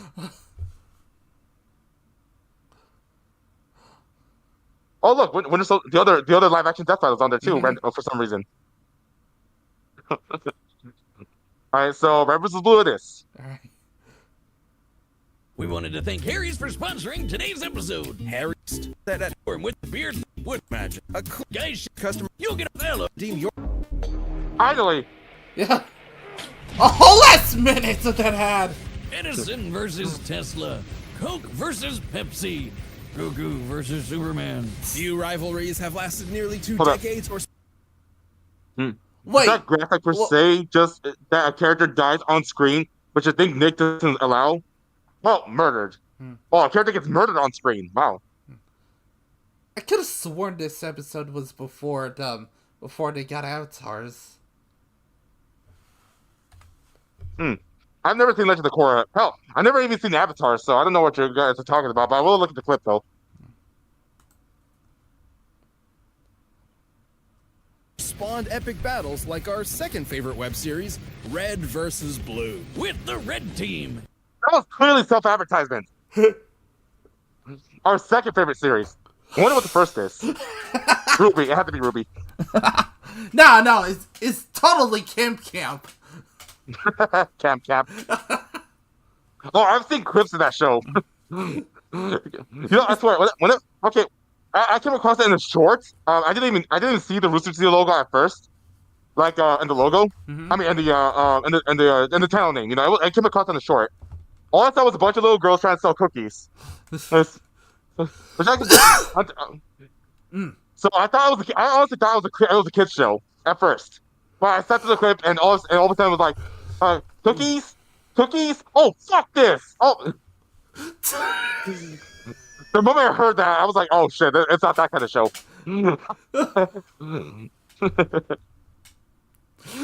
Even though most of them don't actually wear red. And the blue team, their perpetual ocean-colored rivals. So, you want objection for this one? We'll see what they have to say first. For this battle, we'll Especially be after, these two especially after the Scooby vs. Courage one. Just to be clear though, this episode is obviously non-canon to Red vs. Blue, okay? But the other one is though. The other one is. Back to where it all started. To find out what would have happened if they had stopped dicking around and actually just fought for real. Just a note, we will be locking any artificial intelligence characters within their primary bodies, since they're generally invincible unless they stumble into an EMP. You mean an imp? What? He's whiz and I'm boomstick. And it's our job to analyze their weapons, armor, and skills to find out who would win a death battle. So the entire team.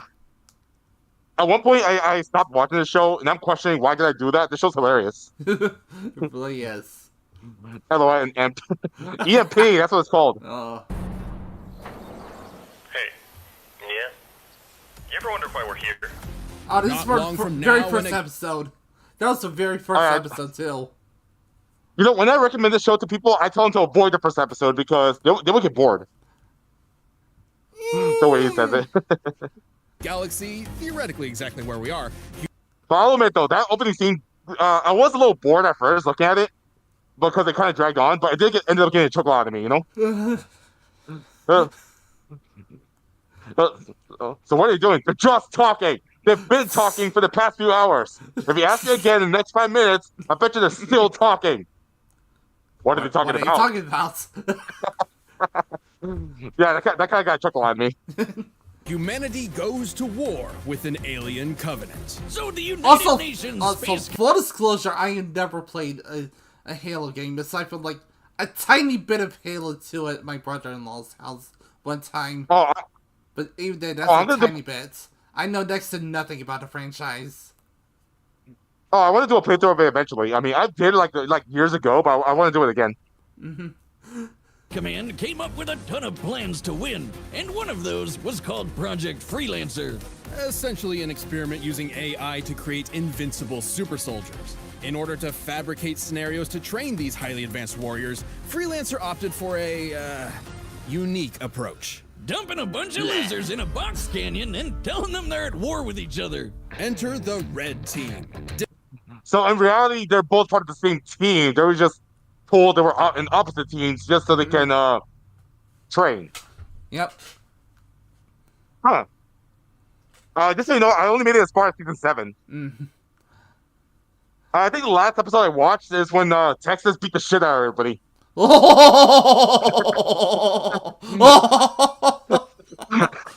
You missed a lot. You missed a lot, my guy. I know, that was around season 7. There's 12 seasons, maybe more. Dick Simmons, Dexter Griffin, Franklin Delano Donut, Lopez the Heavy, and their leader, Super Colonel Sarge. Today is a good day to die! Super Colonel... Wait, what? I was calling him. Today is a good day to die! Colonel Sarge. So his legal name is Super Colonel Sarge. Wow. This series is fucking beautiful. Yes, that is his full name and rank. You know how they say prejudice is taught, not born? Here's the team. Wait, you named it Richard Simmons? That's funny. Franklin Delano Donut. Yeah, that's that is a bad name. Yeah. Yes, Brett. Yes, Brett. One of the characters actually pronounces it as "amp" in an episode. Yep. I remember watching that episode actually. Oh.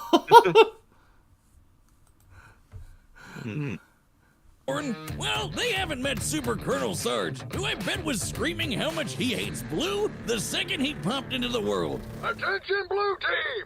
This is the Red Team! We are here to destroy you! Your long reign of being the shittiest team around is about to come to a sudden and cataclysmic end! Once in orbital... Can't think that's his morning routine. He's easily the best character in the show. He just steals the damn show every time he pops up on screen. Trooper Sarge was unfortunately discharged after developing a fear of heights, only to be picked up by Project Freelancer to achieve his dream. Lead the glorious Reds against the Dirty Blues. Oh man, he's great. He seems like the kind of guy you could just have a catch with. Well, that is your dad, Boomstick. Sure. Sarge may be an unorthodox leader, but he knows his men very well. The freaking cardboard cutout! Dorks like Griffin Simmons around. Oh, you're feeling the nostalgia, aren't you? Oh, yeah. This is another show I watched a fuck ton. Seasons, and those two spend a lot of time together. It's a complicated relationship, though you may be surprised at their capabilities. Simmons may be a brilliant geek, like myself, but he proves stereotypes wrong by changing his armored suit in just 4 seconds. Well, how about this? How did you change so fast? I've always been a fast change. 4 seconds. Wait, hold on, let me but see. he proves Okay, so that's him right now. stereotypes wrong by changing his armored suit in just 4 seconds. Well, how about this? Yep! How did you change so fast? I've always been a fast changer. Mjolnir armor Damn, he's talented. is designed to be applied by Spartans within a considerable few minutes. This would imply Simmons is 90 times faster than the average super soldier. He's also technically a cyborg, but everyone forgets that these days. He's only like 12% cyborg. But man, already he has the speed advantage. Meanwhile, Griff is the lazy. He's set to remove the blood, technically a all the gross fleshy parts. Oh, hey, Donut. Oh, that's armor. It's really pink. It's not pink. It's light as red. But everyone forgets that these days. Meanwhile, Griff is the laziest member of the team, who only cares about pizza and Oreos. He's my favorite. He's also been hit in the nuts more times than I can count. Oh god, this That's episode. some balls of steel right there. Oh my god. He ain't never having children after that. So, text just help make sure of it. Man, what's wrong with their balls though? Then there's Donut. Easily duped, but always a joy. He's clearly identifiable by his lightish red armor. Was your eyes going bad? That's pink. Magenta. Donut Magenta. Hey, at least we found the middle ground. has shown incredible tenacity. He was once shot through the chest, causing his armor to lock up, and was left bleeding out on the ground for over a year, but he got better. And he's got the... Yep! best throwing armor Over a around. year. He threw a grenade halfway across the canyon. Which is over... Damn, that chick has a good arm! And last of all... And he landed his target. He blew up the tank. is the team robot who hates everyone, Lopez. Hola. Lopez! That robot looks like Lopez. Hey, regresado. No, I mean, I don't want to bash on the show, but okay, unless that was the point, could they have at least found an actual Spanish speaker? Or again, that could have been the point, just to make it funnier. It'd probably be the latter. No matter how many times they rebuild him, they can never figure out how to fix that language setting. Oh well. The Reds carry a standard Spartan assortment of magnums, battle rifles, and SMGs. But if I had to pick one weapon of the bunch, I'd have to go with Sarge's trusty shotgun. Seriously? The weapon with the shortest range? Wiz, how long have we known each other? Have you never looked at my leg before? Besides, an effective range of 45 meters is almost the length of an Olympic swimming pool. Watch your back, Michael Phelps. I know how to beat you now. Of course. I mean, do not underestimate the shotgun. Yeah, it's not very good at long range, but at short range, it will fuck you up. Can't forget their hallmark vehicle, the Warthog. You mean the Puma? AKA Chupa. Damn it. I was just about to say that. This 3-ton supercar tops out at 78 miles per hour and is heavily armored. Well, it's supposed to be. Somehow the Reds always Sheila! find new ways to break. Sarge is a good mechanic, and you know what they say, Wiz? Good mechanics make for good fathers. But what I find most We get it. It's your dad. baffling is that for some reason, these low-life dimwits have been given the most state-of-the-art Space Marine armor in the galaxy. Oh yeah, the Mark VI Mjolnir suit. Mjolnir. Gesundheit. Titanium plating, energy shields, hydrostatic gel, liquid metal crystal. These Yet somehow they still get killed. With this super advanced armor, you'd think it would stop bullets, but nope. Nope. babies can take one hell of a beating. Oh, poor Griff. He's always getting a shot. Apparently strong Usually enough to by withstand the blast of a 50 megaton bomb. Gotta love it when a bomb goes off that's so big you think it sent you to the future. Good times. But when The push came bomb's to so shove, the the Reds bomb's so damn powerful it blew up the fucking presents. Yup. banded together to take down one of the deadliest warriors in the galaxy, the Meta. Despite all logic and reason, the two pillars I hold most. Rompiste. Hold on, let me try this. Rompiste mi motocicleta otra vez. Dear, I am forced to admit, these morons have proven to be a mind-bogglingly impressive team. I'm not ordering you to go. I ain't even asking. You do what you gotta do, Private Griff. I'll go get my car keys. Ah, all right then. Let's move. All right, now for the blue team. The Blues. Yes. They're not just a great way to sing out all those complicated, messed up feelings you keep down about being fatherless. They're the second half of Oh my God, Boom 6. this epic.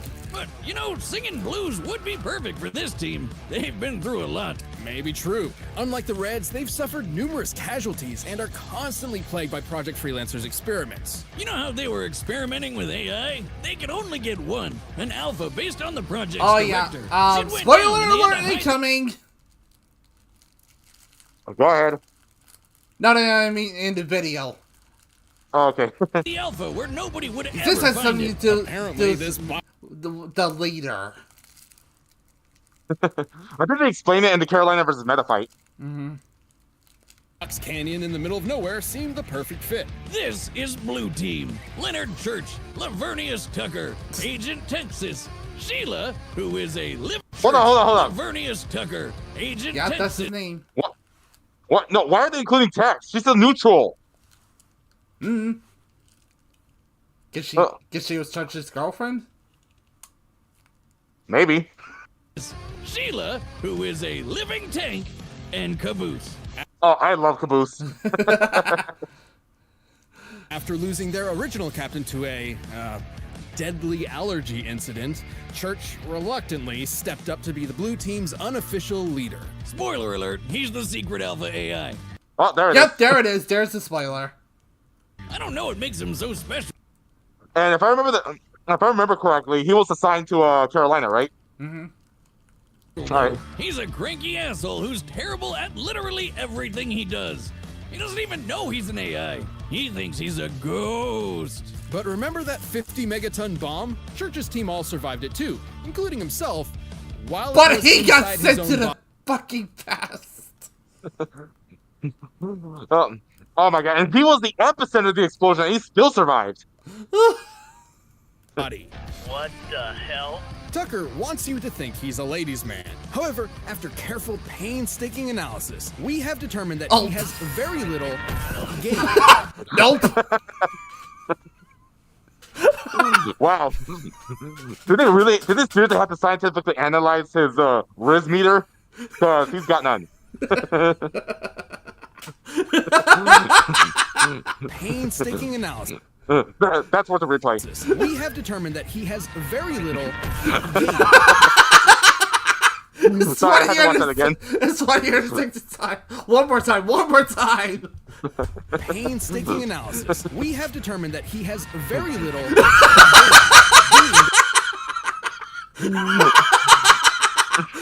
Oh no! Why did I stop watching the show? That his most frequent hookup is. Stop. Do I need to ask? Huh? I think it's. I think they said that Tucker peed on that rock. And now it's his rock. He's kind of a badass, though. He stabbed the meta. Sure, you can do Cyclops in the balls. What the? What the? Why are you? What the fuck? Wait, where did Cyclops come from? You're the show. Why are you surprised?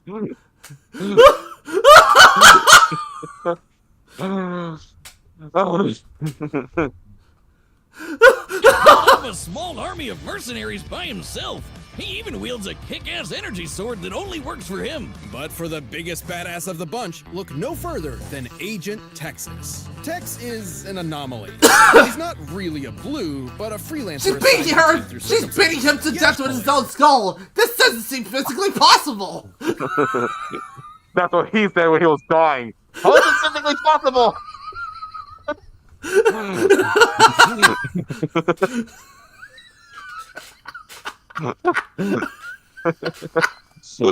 She's not really a blue, but a freelancer assigned to the team through circumstance. See, even they mentioned it. She's not.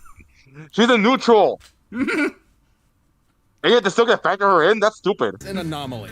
She's not really a blue, but a freelancer assigned to the team through circumstance. Yet she's also not really a freelancer, but a robot duplicate hosting an artificial intelligence fragment split from the alpha as a clone of the director's late wife, Allison. Aww. Wholesome. Yeah, duh, guys. How'd you not see that coming from when the show started? Unfortunately, the text fragment is specifically based on the memory of Carolina! And reminder, she does get her own episode. She fights Samantha. Of Allison's. Actually, I think I did see that episode. It is canon. Of failure. This means that Tex is literally programmed to fail. Now, this doesn't mean she can't win fights or that her team can't succeed on missions. It's more of a personal defect. It sure hasn't stopped her from kicking some serious ass. Tex was #1 on the freelancer leaderboard. Easily caught this giant crate and could even flip over Sheila. You know, leaderboard easily caught this giant. Oh, I remember that. It didn't work. I knew it wouldn't work. Agent Tex is a bit of a badass. A bit? Crate and could even flip over Sheila. You know, the 66-ton tank with a mind of its own? The perfect companion for Caboose's team killing sprees. You all know Caboose, the funny fan favorite who can get. Did Caboose hook up with that tank? Yep, yes, he did. I don't want to know how that relationship works. Lopez did too at one point. That makes sense because of both machines. You to quote everything he says, and he's really. But hey, who knew they liked him thick? Oh wait, I could go this one. That was the worst roll ever of all time. Really? Not my fault. Really? Someone put a wall in my way. Wait, were you quoting this scene? Yeah. Oh, not the one specific. This one. That's what I'm saying. Is that what you were quoting? Yeah. Well, the show is quotable. Really dumb. Hey, speak of the dummy. What else is new? Perfect timing. As this I forgot about this little guy. Blood Gulch, the usual teleportation units will be in place. The Blues have used these teleporters frequently with varying results. In you go. Certainly. What could go wrong? Teleportation is instantaneous, as you can see. You totally killed him, didn't you? Probably. Or he probably grabbed the wrong exit. Well, aside from Tucker's kick-ass he'll still be coming out, but with Just some gooey black stuff. That Gooey sticky black stuff. That is the bitch to get off. that only happens to one of them though. Lightsaber. Actually, yeah. Why was the only Tucker that got that? Yeah, Tucker. It always happens to Tucker. Boring weapons. But hey, Tex. I'm already giving the advantage to the blue because Texas is still strong. She punched the black off of him. Yeah. I mean, they don't really need much when they have a Hell, robot Texas is a ninja on freaking their... one woman army. Yeah, she is. pretty boring weapons. I mean, they don't really need much when they have a robot ninja on their side. Church does have a cool sniper rifle, but he really sucks with it. Which sort of makes sense. Unlike everyone else, Church never experienced any training or combat before Blood Gulch. You know, that explains a lot. Even without Okay, you don't need training to use a sniper rifle. Okay, you kind of do, but you can't be that inaccurate with it. specialized weapons, Blue Team has a few aces up their sleeves. Agent Tex carries an additional AI fragment, Omega. I prefer O'Malley. The fragment of the Alpha's Rage. With it, she can use extra enhancement gear, such as a cloaking device. It also affects her personality, quite literally transforming her into a vicious killing machine. It can also pop out of her head and possess other people like a ghost. But remember, we're locking AIs to their bodies because that is super overpowered. Even though Tex has shown incredible feats of strength, Caboose is surprisingly even stronger. In a robot body identical to the one she used to flip. Hold up. Caboose is surprisingly even stronger. In Did Caboose seriously take on the army of Texas? Yes, he did. Len actually won? Yep! What the fuck? All this time I thought Caboose was a total dumbass. Don't mess with the bitch. Where's this come from? Don't mess with the bitch and don't mess with the dumbass. Hell, have you seen Ed from Ed, Edd n Eddy? They're freaking concrete! Identical to the one she used to flip Sheila, Tex was unable to lift Andy the bomb, while Caboose could do so for extended periods of time. And after entering an alien temple, Santa, don't question it, increased gravity by 10-fold, and Caboose didn't even notice. I remember a certain Saiyan struggling to do something like that. I mean, I guess this means Caboose is better than Goku. Don't make a comparison, please. Stop it! Don't you dare open those floodgates. Even with please don't. I'm kidding, you idiot. Still, Caboose was strong enough. Hey, the fan base is pretty You tell the fan base anyone's stronger than Goku, they're gonna go off on you. Yeah, they're still at war about the whole Goku versus Superman thing. You wanna watch that one next? Sure. We've already opened the floodgates on that. Might as well go all the way. Right? It's like they say, it's God's way of compensating. Unfortunately, the Blue Team has a tendency to get in way over their heads, often losing team members in the process. But somehow, some way, they always come back together. Yeah, notably one team member multiple times. Stupid way. Oh yeah, Richard died too many times. Sheila, shut him up. Son of a bitch!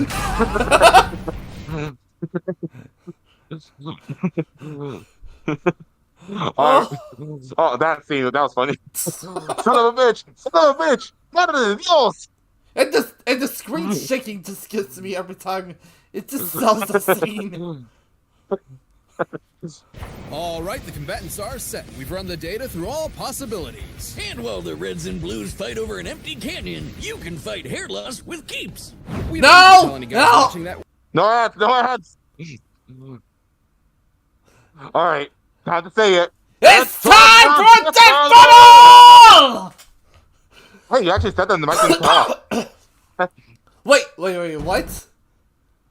Plus, yeah, the mic didn't barely cut off that time, so I Holy think the technology is starting to catch up to you. Holy shit!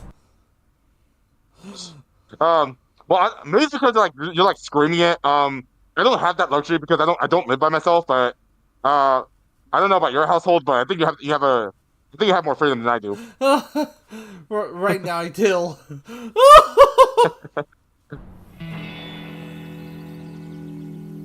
Okay, Why did we bring the flag out here? Because it's supposed to rain today. Oh god, the voices! The freaking voices! Are those the same voices? Because it doesn't sound like it to me. I don't think they are. Yeah, no, they're not. They're definitely not the same voices. To remember to take your flag outside when it rains. None of that is right. What's a flag got to do with rain? Wait, do you think the flag is... Maybe it's because of the mic quality. I mean, they are using better mics. They sound like the freaking cultists they found in like season 2 or 3. And keep in mind, this show was owned by Rooster Teeth, who made Red vs. Blue, so they should still have access to the same voice actors. It's an umbrella? Caboose, have you ever seen an umbrella before? Hey, yoink.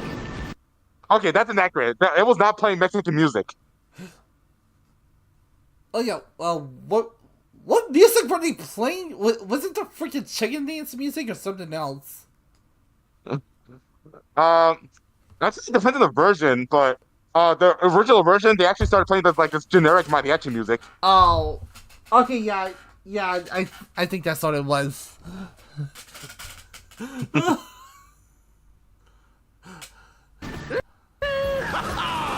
Suck on that, Blue! Yeah, suck it, Blue! Okay, that actually sounds very close to Simmons' voice. Well, that's good. So you got one thing right, at least. Throw a grenade in the portal. Stop them. Hey, dumbass! The teleporter never worked! Now come on, let's... Wait, where's Caboose? Great work for that fake weather report, where is Caboose? boys. That's the kind of fake news I like. What fake weather report? Oh, Sheila's here! let's go, Sheila! The only good red is a red in bed! Oh, I'm sorry, the only good red is a red in bed? Did I hear that right? Yup. Oh boy. Hey, the only red I want to get in bed with is Griff's sister.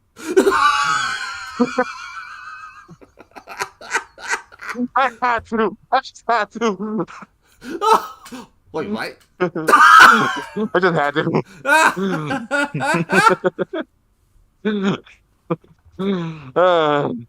Let's go, Sheila! The only good red is a red in bed! Griff, quit your staring and get to stepping. On the gas, pronto. Yeah, I know. Okay, that's actually very... That's actually pretty much spot on for Sergeant's voice, too. I think they got the same voice actors for the red team, and then you just replaced the blue team. Oh. Look out for that rock! Oh no, there's another one! Who put all these rocks out here? Why are there only 4 directions for... Oh, frick! I forgot the quotes.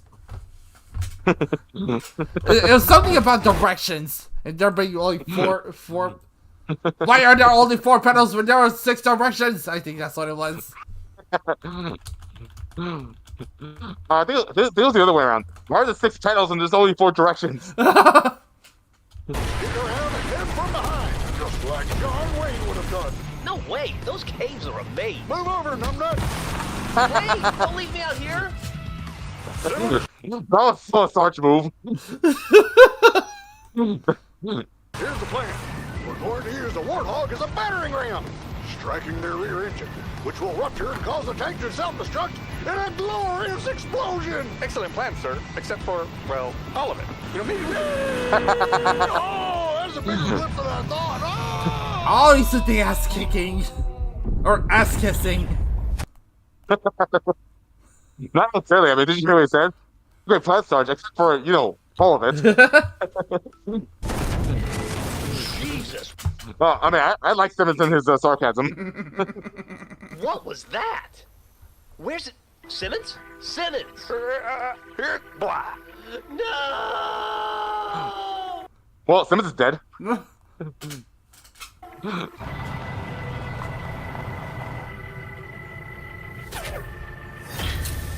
Oh no, a spider! Yeah! Who else wants a taste of this big D? Bouncing about out! Really? Really? Oh, that's right. Yes, I know. I know what it's about. I forgot. Donut is all about the innuendos. And he's also a walking gay stereotype. That I did not know. I mean, pretty much yes. Well, with Simmons dead, it's 4v4 now, so the odds are even. But remember, they have techs. Or caboose. End of the line, Reds. Dirty Blue, for the first time in history, you're exactly right. Today is a good day to die. They said the thing! Charge!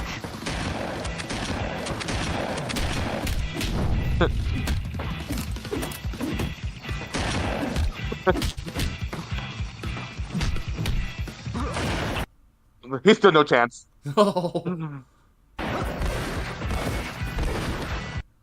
Are they part stormtrooper? Because their aim is awful.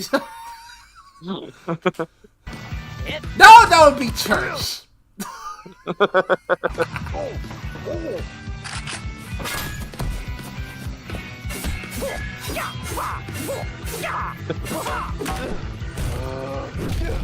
Oh! She would. Poor Griff. He can't catch a break. No.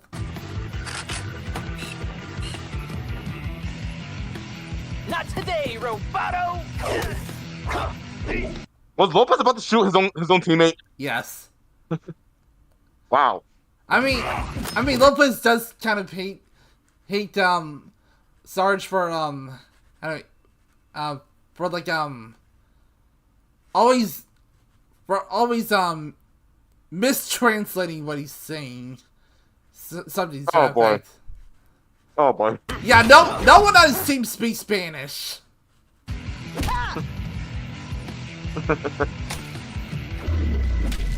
Ouch. Idiota, no tienes oportunidad contra mí porque yo soy el López al pasado.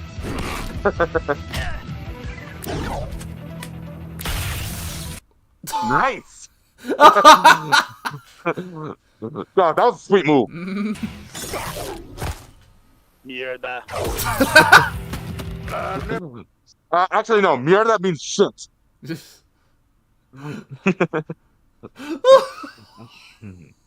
Now, if you want to say "oh fuck," it's "ay chingado." Hey, God damn it. That's the benefit of being friends with a Mexican. Okay, I got you covered with the Spanish stuff. Never hit a lady. Good thing you're no lady. She is a lady. A lady that can kick your ass.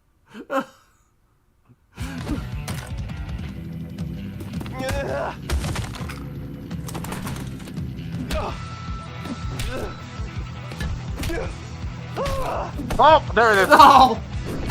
Oh, there goes Griff. Oh, Griff is dead. About time. Freaking Star.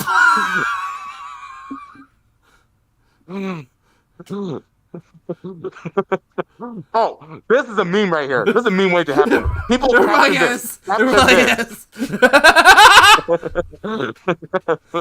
is. I'll just take a screenshot of that, and I'm gonna take a screenshot of that, and I'm gonna turn it into a meme.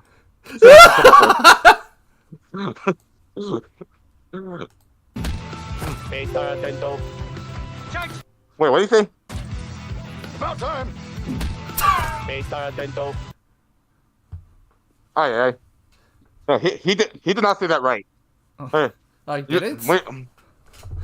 No, to say look out behind you, you say atrás de ti. Ay. Ay caramba. Charge! How do I help? Just stay there, caboose! Help I not help? What does he even bother with the sniper rifle? He never hits the targets. That right there is a very definition of playing. That right there is the perfect example of the Halo Online experience.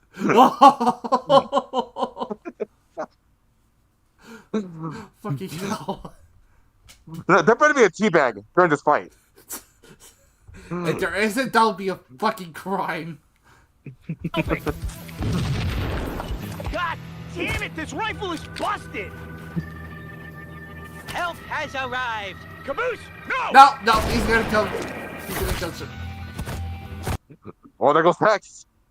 Well, I'll be damned. You killed Tex. You killed Tex. Your team killing fucktard. Tex! No! Tucker did it.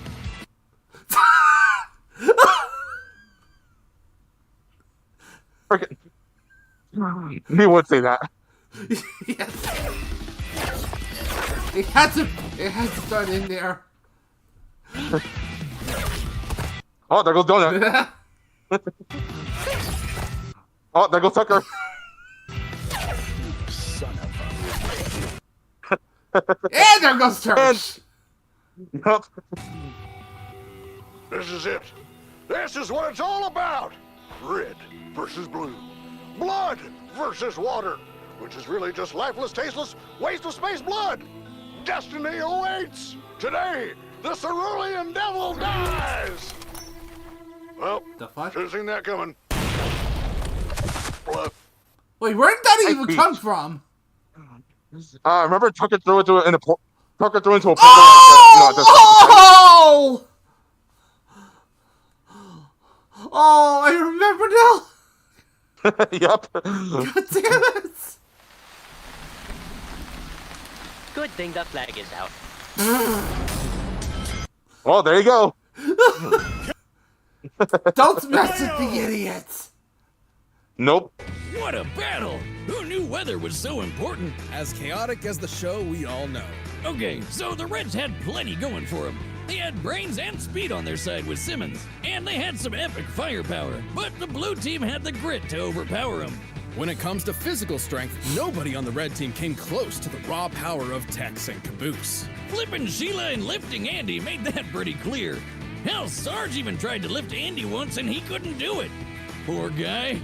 Even with such charisma, leadership qualities, and big dad energy, you can't win them all. Stop damn it, Boomstick, we get it! Speaking of which, it could be argued Sarge has more extensive military experience than anyone else. However, Tex's freelancer training was far more intensive than standard military issue. Just look at what she did to the Reds before. She's a monster. Not to mention she... Oh! Poor Griff. Why didn't you just kill him? Oh, Griff, my heart goes out to you. Technically had 2 lifetimes of training, being a cop. Yeah, her lame programming meant she couldn't win the fight by herself, but her blue teammates picked up the slack. Tucker even got some freelancer training in too, thanks to Agent Washington, and could hold off a platoon of mercs all by himself. No one ever said he wasn't good at solo activities. Oh. Well, that... Oh, my God. We get it. He fucked the rock.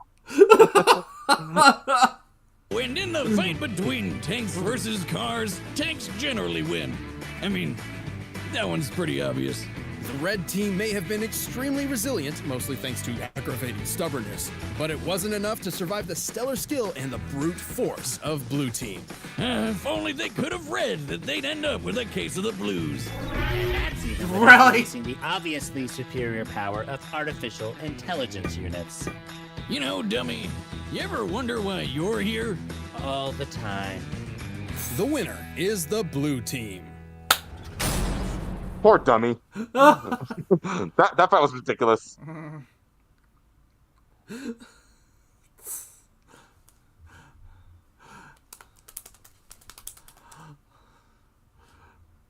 Alright. Thanks for checking out that episode of Death I just realized we didn't even do a prediction for this one. Oh yeah. Okay, be 100% honest. Before the fight started, who were you going for? Blue. Well, it did not disappoint. You got what you wanted. Yeah, almost shows red, but then I realized Tex and Caboose. Oh man, that was they clearly did not take this episode seriously, but you know that's how the show works, so that's to be expected. All right, are you prepared to open up a can of worms? Let's do it. We're gonna watch the most recent one actually, because they fought 3 times total. Oh. And the first one was 11 years ago. Damn. Damn! Yeah, that was that old because this was the season 1 finale.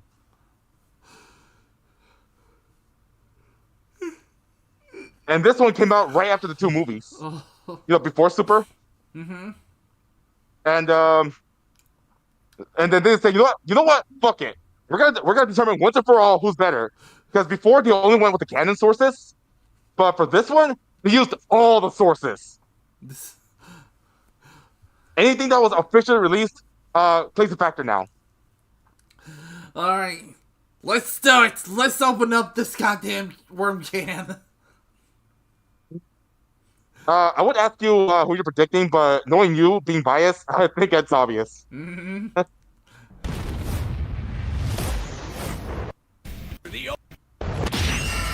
Fight!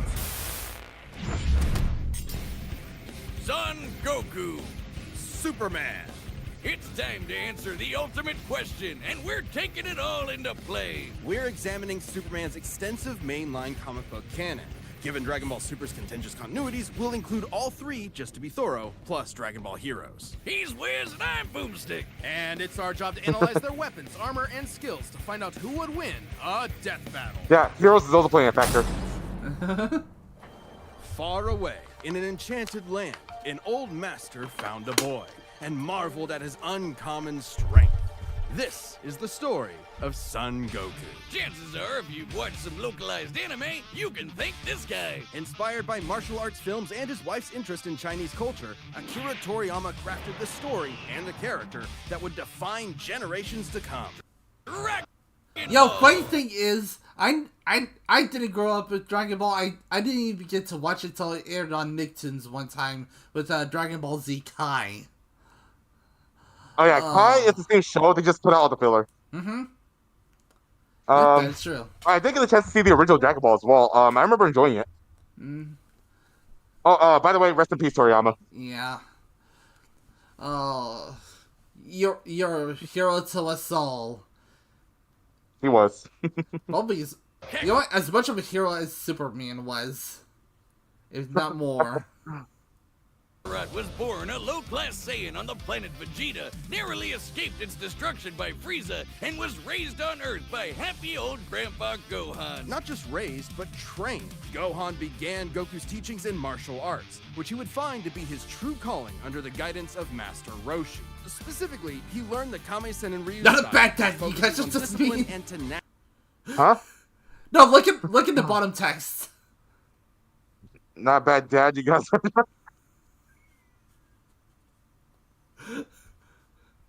Oh, yeah, Goku's parenting is heavily criticized. I mean, to be fair, he did throw Gohan at Cell.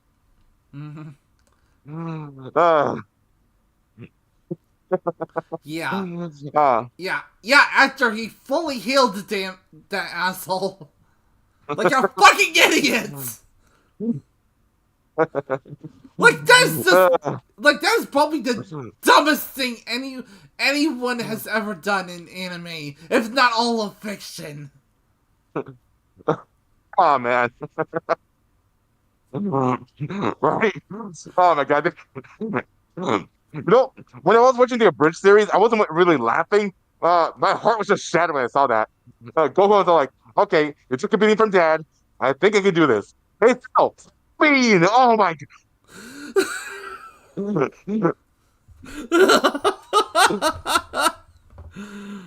Goku, what the fuck? nasty, both of which strongly define Goku's character. The more he learned, the more he wanted to improve. This little low-class monkey boy would prove that hard work and dedication can beat raw talent. Within just a few years, he was so strong, the only worthy teachers left were gods.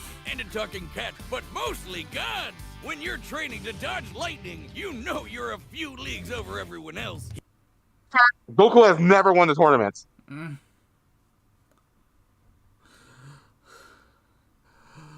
Oh. You know, that legitimately surprised me when I learned that fact. Until I looked back at every tournament he participated in, and I realized, oh my god, that's true. Yeah, not even the Tournament of Power in Super. Did a freaking Android 17 win that? Yeah, Goku and Frieza threw themselves off to beat Jiren, and 17 was the last one left. By the way, Frieza gets an episode too. Oh shit, he does. Who does he fight? I told you about it, remember? Oh. Oh yeah. Megatron. Oh, I mean, if you want that to be next, that could be next. Yes, yes, yes. All right. Oh, and by the way, this episode came out after that one, like right after that one. Okay, that's a funny coincidence. Yep. He did have a slight advantage. Saiyans are naturally superhuman. They also take Nietzsche's famous words, "What doesn't kill you makes you stronger," very, very literally. It's almost unfair how much of a boost in power they get after they're hurt. While Saiyans like Vegeta may have abused this trait, it suits Goku. No matter how many times you knock him down, he will get back up. Yeah, but when Vegeta tried it, he still got his ass kicked by Frieza. Mm-hmm. Wily too. It helps that he knows. Still, it was a good effort, you know. Krillin, come here. I need you to, and follow me on this one. I need you to almost kill me. I only promise to try. Wait, I think that's what he said there. He did. An incredibly powerful technique that focuses one's ki into a single point for a devastating beam. So challenging, it took Roshi decades to master, but Goku got it in like 5 seconds. It's incredibly versatile. With a fun fact, none of those are his. Nope. They're all stolen! Goku has never learned the original techniques at all. Monkey see, monkey do, you know? And they even referencing the abridged. Oh, you want to talk about stolen techniques? Those stolen techniques. I learned the Kamehameha. Wait, that's Roshi. Okay, the Solar Flare. That's mine. The Spirit Bomb. Goku, I'm watching the tournament. Don't think what the shit. Hey, King Kai, did you teach you the Kaioken? My fucking name is in it.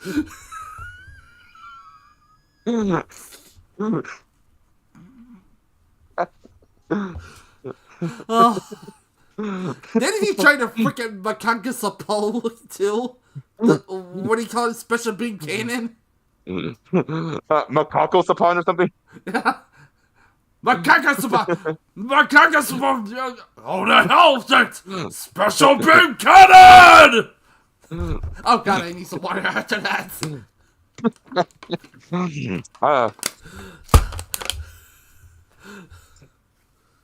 Oh god, that tickled my soul. That one tickled my soul something fierce. That's some good stuff. Over 50 different variations. For example, Goku can curve the beam after firing, or even shoot it from his feet. But unlike most Saiyans, he doesn't. Goku can curve the beam after firing, or even shoot. What the fuck? Okay, I get it. Enemy logic. There you go. You're learning. it from his feet. But unlike most Saiyans, he doesn't just use ki to blow shit up. Moves like the Solar Flare, Energy Landmine, and God Bind require a lot more strategy and planning. Because while Goku isn't exactly book smart, he is a genius when it comes to martial arts. He doesn't just train to conquer his opponents, but to conquer himself. He's also got some different moves, like trapping you in a rice cooker. Well, pretty much any container could be used for the Mothaba sealing technique. Then there's Kaioken, aka Instant Kaioken! Kaio what? Ah! Oh, I love that gag. Multiplied his power by 20 with it before. Kaioken! What? And in a movie, he even got it up to times 100. What a badass! The Genki Dama, or Spirit Bomb, is potentially his strongest attack, but it requires considerable time. Unlike Instant Transmission, which is a teleport that's instant. The way it works is Goku detects another person, like a sort of beacon, then teleports to their location by launching himself through an alternate dimension where time stands still. It's so funny how he gets accidentally punched because of that.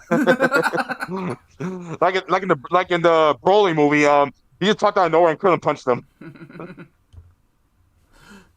Yes, according to the Daisenshuu guidebook, it's a dimension hop. You can actually see this in between space and some. Hey, just like me. And the dub. Huh? Just like me. Like, dimension hopping is part of my lore. Nice. Wanted us to think it shot Goku's That was a mass life bullshit. molecules around at light speed. Silly English. The dubs did more than that. In fact, early dubs of Dragon Ball Z tried to rewrite Goku as a Superman figure. Even his famous speech on Namek about being the light in the darkness was originally about him coming to terms with his Saiyan heritage. Oh yeah, the dub changed the translation because they deemed it as self-centered. I can see it. I gotta look up the original speech. I want to know how bad it is. Originally about him coming to terms with his Saiyan heritage, accepting his anger and Oh yeah, pride, the avenging his people by Neo-Evil. That just sounds so silly to me. Neo-Evil! What the fuck? Neo-Evil! Oh yeah, the power pole, which he eventually ditched. He doesn't use it anymore. Actually, why was that? Huh? Why was that? Why can't he use the power pole anymore? Maybe because he doesn't need it. Maybe because he's become so OP, he doesn't need it anymore.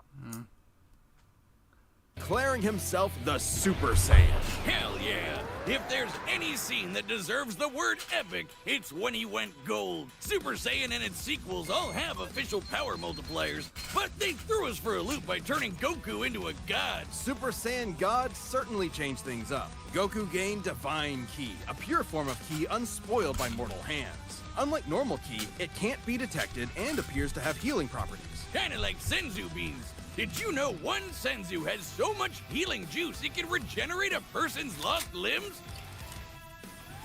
They're missing out. God Goku reached a level of power that could compete with the greatest of deities, nearly shattering the whole universe with a single clash on his first go. Dragon Ball's cosmology is unique. This model is said to be an accurate depiction of Universe 7, but there's a wrinkle there. When all of humanity went to heaven, because Boo went berserk, Fidel commented that heaven is just It's comparable to the universe in size. Really? just as large as a universe, and the Daisenshuu backs are up. And that's heaven, big planet. So let's scale things up with that in mind. Doing so would make Universe 7 over 1,500 times larger. Oh my god! Every time I watch one of these, that number gets bigger. Okay, if you recall the fight between Beerus and Galaxia, they claimed that their universe was 9 times bigger. Fuck. Oh my goodness. Oh my goodness. Oh my god. Make up your minds, people. Make up your minds. There's a reason why you're being criticized. And this is after that. And this is way after that fight, wasn't it? After what? This was way after the Beerus versus Galaxia, right? Yep. Oh. larger than our own observable universe. And Goku could destroy that much the first time he went God. And he didn't lose that power. He learned how to use it even better, even in base form. Now, imagine how much stronger he became when he stacked Super Saiyan on Super Saiyan God and became Super Saiyan Blue. Super Saiyan God, Super Saiyan. Yeah, not saying that. Or Yeah, we're not saying that. That's so much of a mouthful. Wait, are they seriously factoring in Super Saiyan 4 here? GT is not canon anymore. Oh wait, that's right. They said they were going to include it. With some almighty angels, or when he perfected the blue hairdo and stacked Kaioken on top of that. Goku has certainly performed great feats with God Ki, breaking through Hit's time stop by forcing himself into the future, holding off Infinite Zamasu, who was a sentient timeline, defeating Jiren, who shook the entire world of Void by just walking. He even tried out Hakai, the destruction god move that nopes you out of existence. Your being and your soul erased from all of time and space. Culminating in his greatest form, Ultra Instinct. Yeah, the one thing nobody shuts up about. The moment Ultra Instinct was introduced, oh my god, I heard it everywhere. It was nonstop. Even my coworkers talked about it. Oh. Chrome Goku isn't a normal transformation. Also, he doesn't have to be shirtless every time he goes to Ultra Instinct. Come on. It's a state of mind. Ultra Instinct is the highest peak of martial arts, subconsciously making optimal choices because you're in the zone. Doing without thinking. Something Goku has always been training to do. Technically, it can be used in any form, but when perfected, Autonomous Ultra Instinct makes you untouchable. No matter what comes his way, Goku will automatically dodge, block, and counter to the best of his ability, even pushing his body well beyond his physical limits. So far beyond, in fact, Ultra Instinct can summon a massive avatar to defend him when his own body can't. That sounds really intense. It is, which is why he's developed incremental versions of it for Stun no power! Huh? Stun no power! It's literally a stand. Pretty much. Difficult to maintain the full form for long. Until you get to Dragon Ball Heroes, aka Dragon Ball fanfiction gone Kaioken times 1,000. Well, I keep hearing about Dragon Ball Heroes. How do I play it?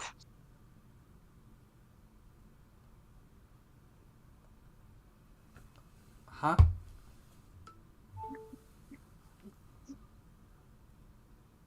I'm saying like how do I play? What's? Hold on, I'm gonna look it up real quick. All right. I'm saying like how do I get a hold of Dragon Ball superheroes? Because oh, I'm sorry. How do I get a hold of Dragon Ball Heroes? Because I keep hearing about the game, but I've never seen it. You know.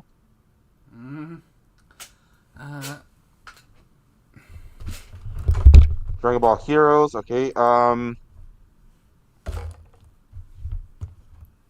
Huh? It's a series? I thought it was a game. I thought so too. Dragon Ball Heroes TV series is still ongoing. Really?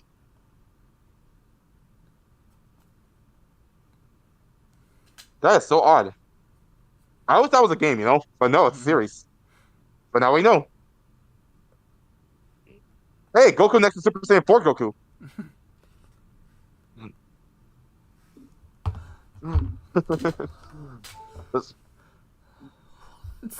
Super Saiyan 4 Goku, you're not canon, okay? Stop trying to be.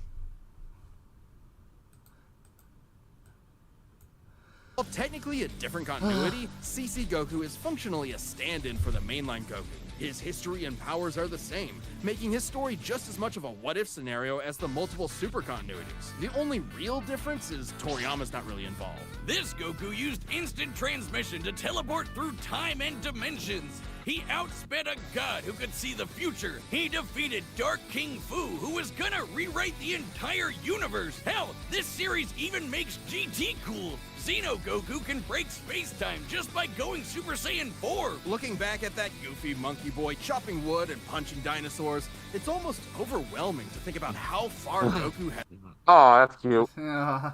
This reminds me. I did come across a clip of Dragon Ball Heroes. Yamcha is a girlfriend. Wait. Who has a girlfriend? Yamcha gets a girlfriend in that series. What? Yamcha, the freaking Yep. butt monkey of the entire Yep. franchise. Yep. An alien girl ends up falling in love with him to the point where she ends up defending him. It's kind of cute, actually. But unfortunately, get ready for this. Unfortunately, Yamcha still can't catch a break because on her planet, he's considered underage. Oh, but oh no. It gets worse. She will not reach adulthood for a few centuries. Oh. Poor Yamcha.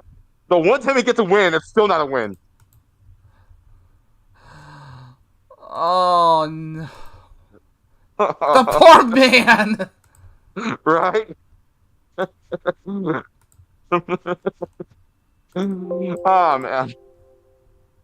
I don't know. Get her a fucking visa. Bring her to Earth. She's an adult here, so that'll work out.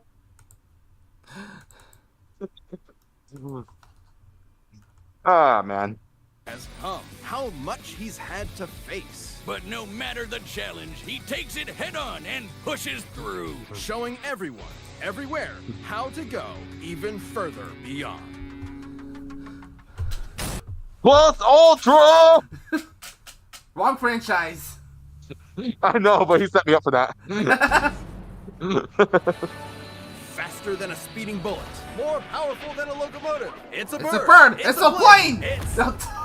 It's Superman. Geez, just a locomotive? People in the 40s needed bigger imaginations. Born on the far-off world of Krypton, the infant Kal-El was sent to Earth by his parents, narrowly escaping Krypton's destruction. Raised by farmers as Clark Kent, he eventually became Superman, champion of the oppressed, the man of tomorrow. If you've only seen the movies, forget him. Comic book Clark's not the perfect Boy Scout, and he's definitely not Jesus. Wait, weren't the guys who made him Jewish? Jerry Siegel and Joe Shuster were sons of Jewish immigrants and grew up in a time when anti-Semitism went largely unchallenged. And then that ugly mustache showed up. Understandably seeking escape man. from some Oh, truly no. terrifying Oh, no. horrors, the pair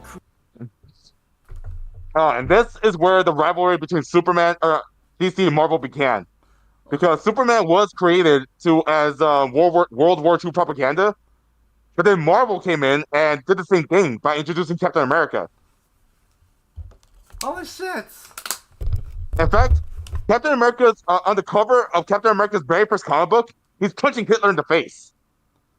He's what? He's punching Hitler. Twitching Hitler? Punching Hitler. Oh, punching Hitler. There you go. Man, there was a lot of propaganda back then. created Superman to be a simple solution to overwhelming problems. A hero who could defeat any evil by just punching it. Hell yeah, that's how I live my... Oh, that's in the new series, by the way. Mm-hmm. The one with the one with Lois Lane, right? Yeah, I think it's called I think it's called either Superman and Lois or Lois and Clark. I don't freaking know. But it's on Adult Swim. I think it's Superman and Lois. Superman and Lois, yeah, it's on Adult Swim. My life. After almost 9 decades, Superman has been many things. At the core, his story is one of a refugee, a child who lost his home. Wait, wow, that is a lot. Wow, he got Riz. Oh my goodness. Oh my goodness. I think he has a, this. I think he has a type. Are you seeing this? Yes, Do yes, you see what I'm seeing right now? I'm seeing it. I'm seeing it. What? And wow. Oh yeah, he also hooked up with Wonder Woman. Mm-hmm. The only woman whose name does not have an L in it.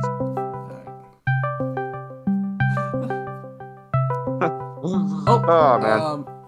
Okay, I need to respond to something real quick.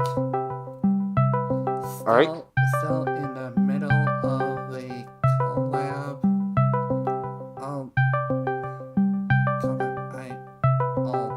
talk to you in a bit. There you go. Alright. May have may have to cut it after this one. It's been a while anyway. Dragon one. Let's see. Hi. All right, then we'll, after this episode, we'll call it here. Mm-hmm.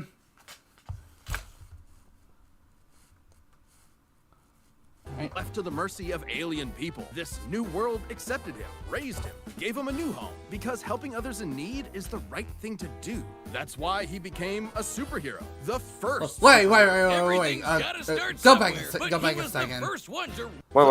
Because helping others in need is the right thing to do. That's why he what the heck is that from? I don't think I want to know. What? A superhero. The first superhero. Favorite food: beef. Bourguignon. I mean, a bunch of that. I'm not gonna try to pronounce that. Everything's gotta start somewhere, but he was the first one to really take off. I mean, not literally. It took a while. What was their CGI Superman? I think that's from like a series for a younger audience. I forget though. To really take off.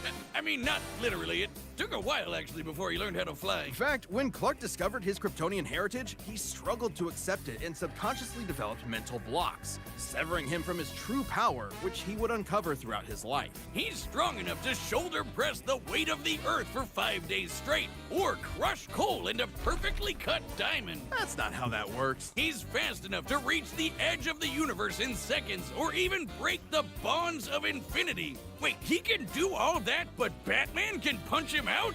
Really? You're probably thinking of Elseworld stories outside main canon like Dark Knight Returns. It's a good question though. Superman's powers have fluctuated over time for a variety of reasons. However, for Death Battle, we take the characters at their best. Yeah, like how his breath is so powerful he can sneeze away a solar system, or blow air cold enough to freeze ghosts. Speaking of, his X-ray vision doesn't just see through walls. He can see through your own body and mind to examine your soul. And yet, he can't. Give me a second here. I'm like, I'm also responding. I may need to go back a bit because, like, I let the play for a while. God, jeez. You know what sucks? Like when you try to look for like the right emoji, but you just have trouble finding it. Yeah. There it is. Well, it usually happens with me. It usually happens with me in GIFs. I'm gonna have to cut that. Huh? I'm gonna have to cut that off from the YouTube. Can punch him out? Really? You're probably thinking of Elseworld stories outside main canon like Dark Knight Returns.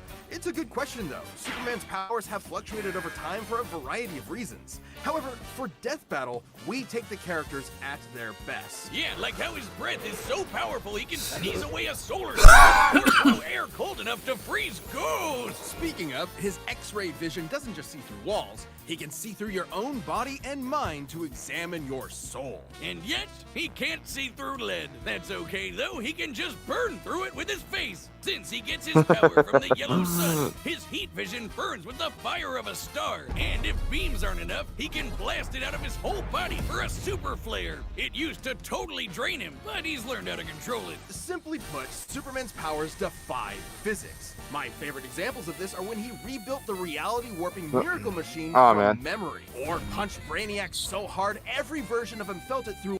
What the fuck? That is crazy. Jesus Christ. Imagine punching someone so hard that every timeline like feels it, you know?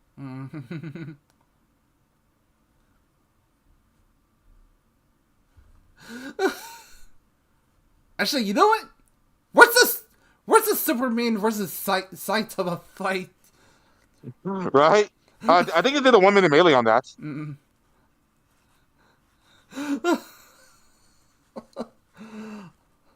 There we go. Whoops. Damn it! You know what I hate? Big dumb small keys. Oh, are you typing it on your phone? Yep.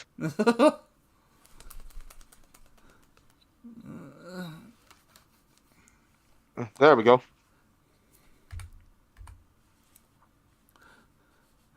all of time, or when he gained 10 years worth of medical training through only 5 minutes of reading and then successfully performed lung surgery. Nice. My favorite example is when he smelled brownies in North Dakota from orbit. Even beyond his powers, Superman is no novice when it comes to the intricacies of battle. He's trained in Kryptonian martial arts, which uses G, or as they call it, Shriar. He even got summoned to Asgard to fight demons with Thor for 1,000 years. Superman can resist being erased from existence, such as tanking Darkseid's Omega Beams. Even Oh, really? Just like Popeye. Wow. Retcon and the Time Trapper, both of which hijack and alter timelines, can't touch him. Not because of his powerful mental defenses or healing factor, but because he's a cosmic linchpin in the greater metaverse. Timelines literally revolve around him. But let's address the S-shaped elephant in the room. You may have noticed we've covered a variety of Superman eras. Oh, that comic book. So apparently, Superman got into a boxing match with Muhammad Ali. What? Yep. I think it was meant to be like a charity thing. Mr. So, Mr. Float like a butterfly, stinging like a bee? That Muhammad Ali, yes. Now, of course, in order for the fight to be fair, it actually took place on a planet with the red sun, neutralizes his powers. So he's just a normal Joe to make it fair. Yep. Spoiler, Ali beats the living shit out of him. What? Oh my lord. Yeah, add that to your tab. Superman and DC Comics as a whole have gone through multiple retcons. Golden Age, Silver Age, Pre-Crisis, Post-Crisis, New 52, Rebirth, and so on. It would help to know which one is the main Superman, right? Well, they all are. Yeah, the latest reboots basically said everything in the main series is kinda canon, even when he had wacky powers like changing his appearance with a super muscular control. Ew. I guess he can still phase through almost anything, even people. Look, if you really dig into it, this isn't new. Plenty of characters have recalled events from supposedly retcon timelines before. Yeah, post-crisis Supes did start as less powerful than in pre-crisis, but that was because of the mental blocks. Though he's not a complete composite, there's so many other Supermen out there. Future Superman, Big Robot Superman, Commie Superman, Dinosaur Superman. What the fuck? So, I thought that was the Starker first! Dinosaur. That is, wow, just wow. And there's a bunch. Still, this new canon has affected his abilities. For example, he and other Kryptonians can effortlessly travel through time. And while Superman's powers stem from the Earth's yellow sun, exposure to a blue star increases them even further. In fact, upon visiting a white star, he attained a whole new level of power. When that old baldy Lex teleported him to another galaxy, Superman just popped back up, saying space-time has lost its meaning for him. Oh, wow. Okay, might as well just say it. I've become so powerful, logic no longer applies to me. Oh, man. He really just said that. Remember, Oh, that look is priceless. Look, that's the I just shit my pants look. He really just said that. Remember, Superman defies physics. What am I looking at here?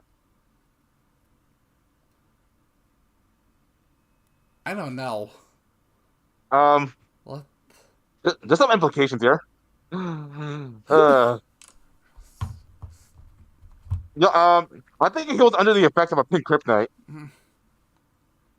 Wait, what is? I'm not joking. There's multiple colors of kryptonite that affects him in different ways. The pink one, I shit you not, turns him gay. What? What? Yep.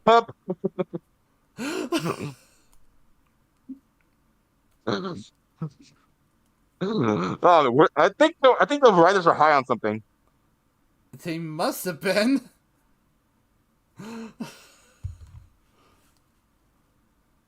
Like when he used heat vision to restart the universe by making an all-new Big Bang. We've seen that his universe has a radius of at least 100 trillion light years, but we can calculate a more exact figure. The DC universe is 15 billion years old and expands at 60 trillion light years per half second. This means its radius must be over 50 nonillion light years across. What? Basically a fuck ton of zeros. What he said. Zeros. And Soups helped make that happen. Well, about 1/5 of it. That's still immense power, but if you want something bigger, here's the Anti-Monitor blasting Golden Age Superman with all the energy of the antimatter universe. And then Superman, you know, punched him so hard it kickstarted another one of those reboots. Now, Superman does have weaknesses. There's oh my god. I think they just wrecked themselves into a corner and just make shit up as they go. kryptonite, of course, and exposure to red starlight can fade his powers over time. Not all at once. He has been able to move planets around while under a red star, so... And everyone knows Superman can't deal with magic, but it's more accurate to say he doesn't have any special resistances to it. He's defeated plenty of magic users before, even Shazam. Superman challenges the idea that absolute power corrupts absolutely. He's the goodest good guy of them all, but there is nuance to being good, even if he is the ultimate power fantasy, unstoppable and incorruptible. Such as when he took on the World Forger, one of the most powerful reality shapers in all of creation. Who was in the 6th dimension, crafting a whole new multiverse to replace the one Clark calls home. Who's gonna stop him? Superman could, and the Forger knew it. So he was trapped on a world with a sun so distant he could never escape. Or so the Forger thought. Instead, Clark found the strength he needed to fly at that sun, dip through a ton of stars, KO the World Forger, and shatter his new multiverse with a single punch. Wait, let me get this straight. He got sent to a planet that has no access to the sun at all, and he just willed himself to it. Yep. Lazy writing, people. Lazy writing. That's called a cop-out.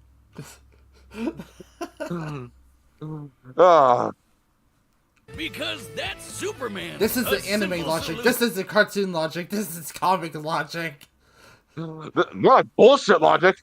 To overwhelming problems. He's the kind of person to save a cat from a tree, answer Christmas cards from strangers, and tow hundreds of planets to a new galaxy all in the same day.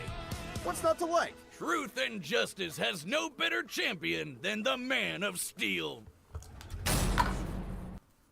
All right, time to call it. As much as I want to root for Goku, this may be controversial, but I may have to call it for Superman. Relax. No one's gonna come after you. All right. Oh boy, I'm already on Twitter. They're saying cancel Seppi. Oh, wow!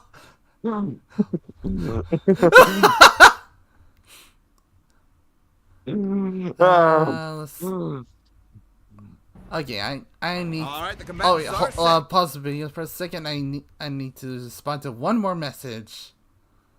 And while you're doing that, I'm gonna do the same. All right. Just send my friend a screenshot real quick.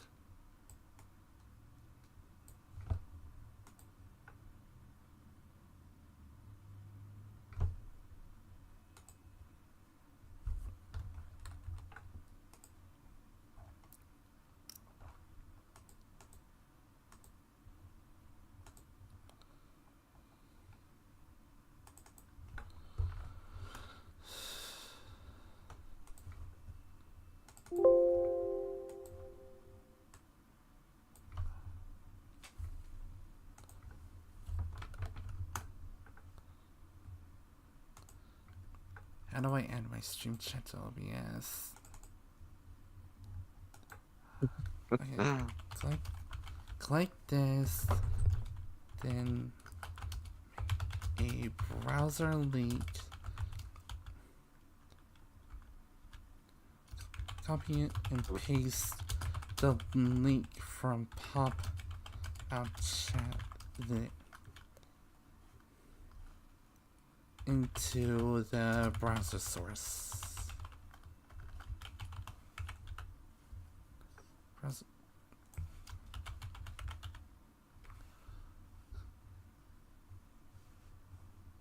Alright, there we go. We've run the data through all possibilities. It's time for a It's time for a death battle! It's time for a death battle!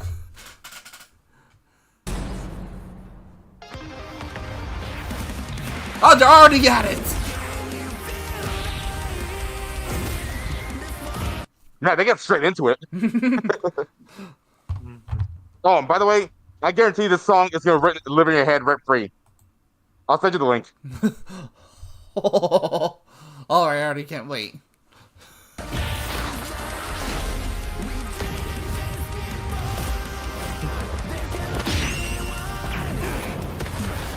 Today's the day. We'll finally settle who's stronger. If you say so.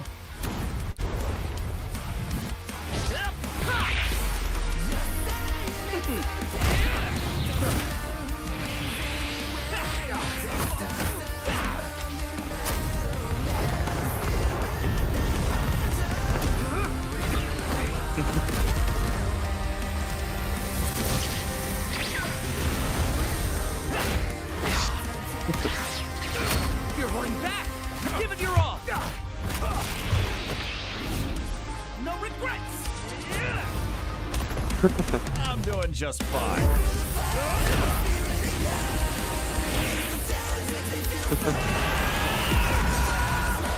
Wow, he went blue! Oh, here we go, people! And I'm sure you noticed by now, these two fought so often that practically friends now. I mean, there's so many wholesome moments in this fight.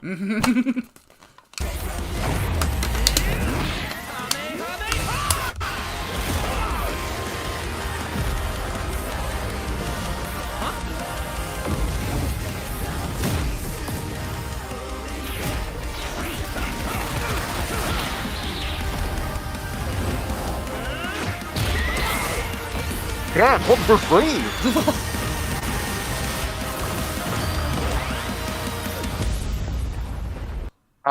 Oops. Well, there goes the tights. Oops. Well, I guess we can wish it back later. World made of cardboard. Oh, he just called it Justice League. All right, you don't watch the show. No. Okay. He was fighting Darkseid, and the situation is like really dire, and he gives us this awesome speech. He tells them, "Oh, it's like I live in a world made of cardboard. You have to be really careful not to break something or to break someone. What we have here is a rare opportunity for me to cut loose and show you just how powerful I really am." And then he just flies up to Darkseid and hits him with the most epic punch you'll ever see. Holy shit. All right, I'll show you just how powerful I really am. Oh!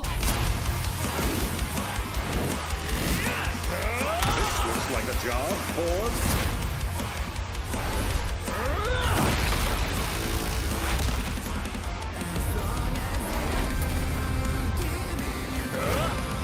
Oh, this is beautiful. Yep. Well, what do you think? That was awesome. Nice suit. Oh, thanks. Kryptonian fabric. My mom made it for me.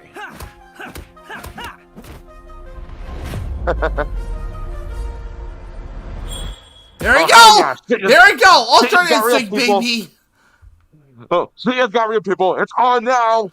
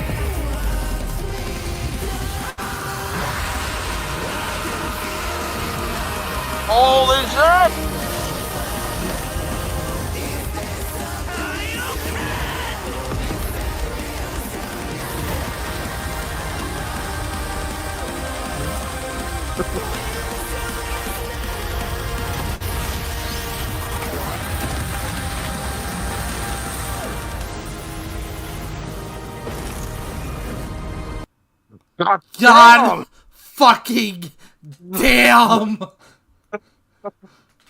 And now the moment of truth. Ready, everybody? Yeah, it says a lot when it says a lot when your fight is so epic. It tears the fabric of reality of fucking thunder. Oh. Here we go. Moment of truth now.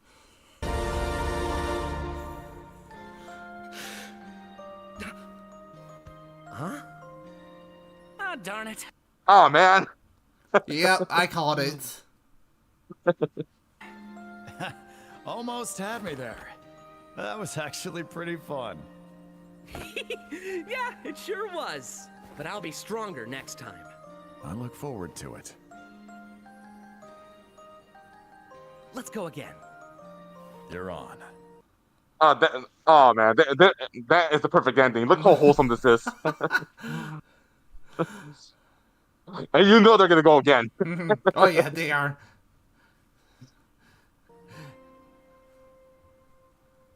KO! That's it!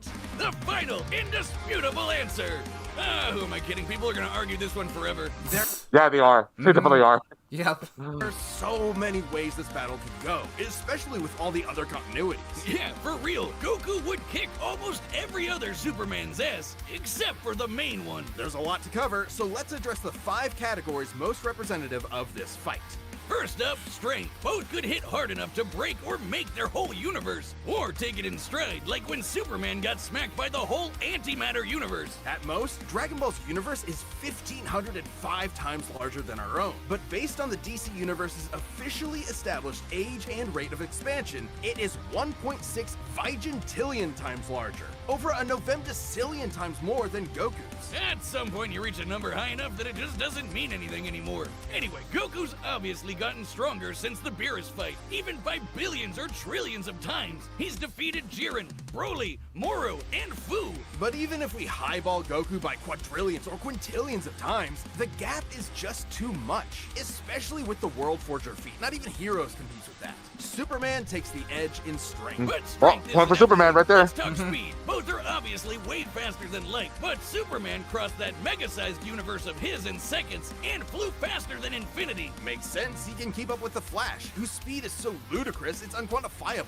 Don't count Goku out, though. Flying across the entire afterlife in base form and outspeeding Eos's future sight takes some crazy speed. Fighting Zamasu as an omnipresent merged timeline also implies immeasurable speeds. That, combined with instant transmission and Ultra Instinct, could probably keep up. Maybe. Quantifiably, Superman is faster, but both are immeasurable. The safest bet here is to say they tie. I guess, yeah. No one takes it in this one. I guess. Speed. Especially when we look at skill. Goku's a martial arts master. He's definitely got better battle instincts. He wants to fight and is dedicated to his training, while Superman sees training as a means to an end. Superman's knowledge in pressure point combat and Kryptonian martial arts are impressive, but he's only used them a few times. It would be disingenuous to say he's an equivalent master at them. So Goku wins in skill, but not necessarily in experience. Don't get it wrong, Superman is not a mindless brawler. He's trained with Batman and Wonder Woman. He's even defeated martial arts experts like Cobra without powers. Goku has spent Wait, what? He's even defeated martial arts experts like Cobra. The fuck? No. What is this? I'm not gonna question it. What is this Freaky Friday BS? Right? Without powers. Goku has spent decades training, but Superman battled Norse demons for 1,000 years. He's also astonishingly brilliant, like when he reassembled the reality warping miracle machine from memory. Experience obviously goes to Superman, but perhaps less obvious is our last category, powers. Hakai, Spirit Bomb, Mafuba, Instant Transmission, God Key, God Bind. How does Goku not win with those? In Dragon Ball, Ki is dependent on physical ability, so it's different from magic. God Ki is simply pure Ki, and magic isn't an auto win against Superman anyway, whose greater strength could break out of something like the God Bind. Mafuba and the Spirit Bomb would take way too long, and Goku's never successfully used Hakai before. Even if he did land it, Superman's impossible to erase from reality. Like, he's tanked special mega beams, which do the same thing as Hakai. Superman can time travel, countering instant transmission's similar ability from Heroes. And regarding teleporting him to a red star, ignoring the fact that Saiyans can't breathe in space, though Goku's certainly tough enough to withstand a vacuum, instant transmission requires another person to act as a beacon. He can't just warp to any red star. Even if he did, Superman could simply fly away and find a blue or white star for a supercharge. And Goku could not pull off the same trick twice, as Superman could phase through his attacks. So, that's it then. Clark has too many counters, so he takes the edge in powers and it's over. Well, I think there's something else. Goku versus Superman breaches a broader zeitgeist. Oh, the rap battle.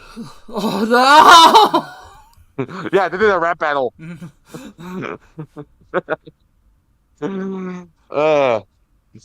This doesn't need to be more active.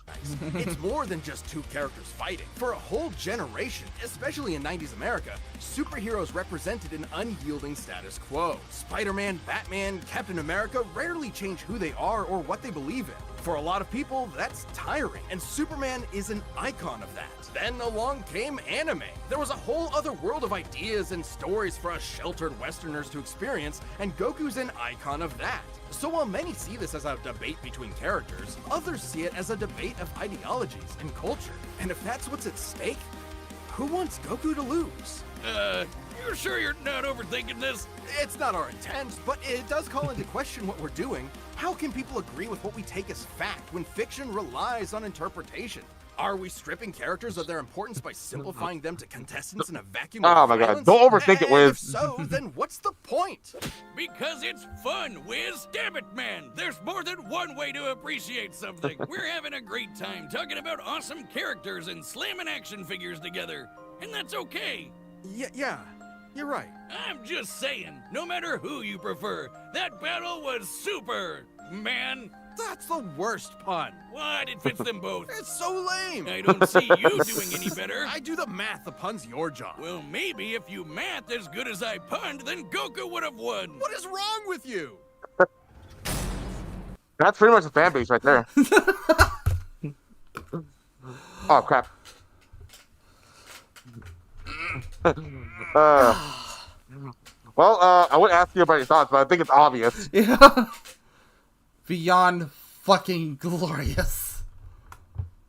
It's glorious. It's glorious no matter whose side you're on. Doesn't beyond epic.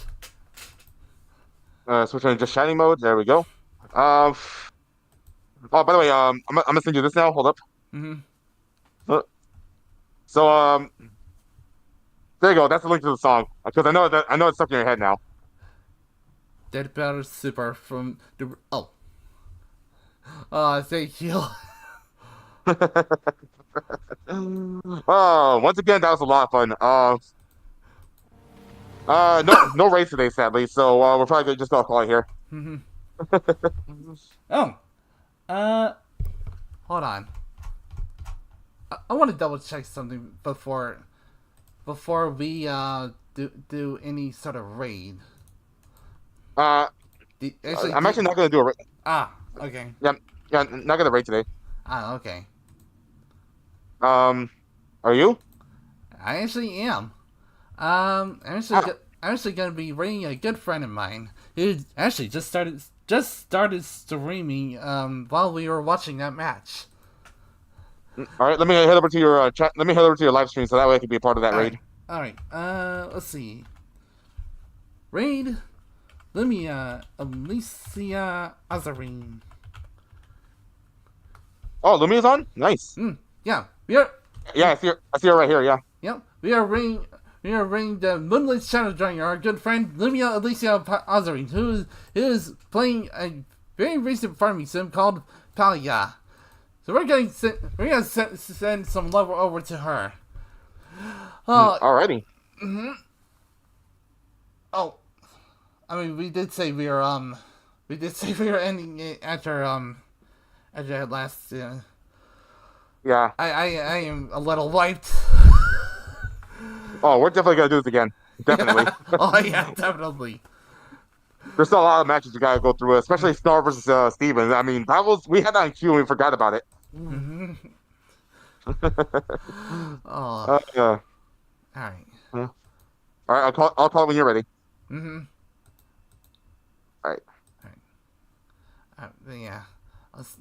And my stream has officially ended. I am off now. Oh, perfect. All right. Yeah. I'm actually, I think I don't know if Limia is cool with me joining her right now.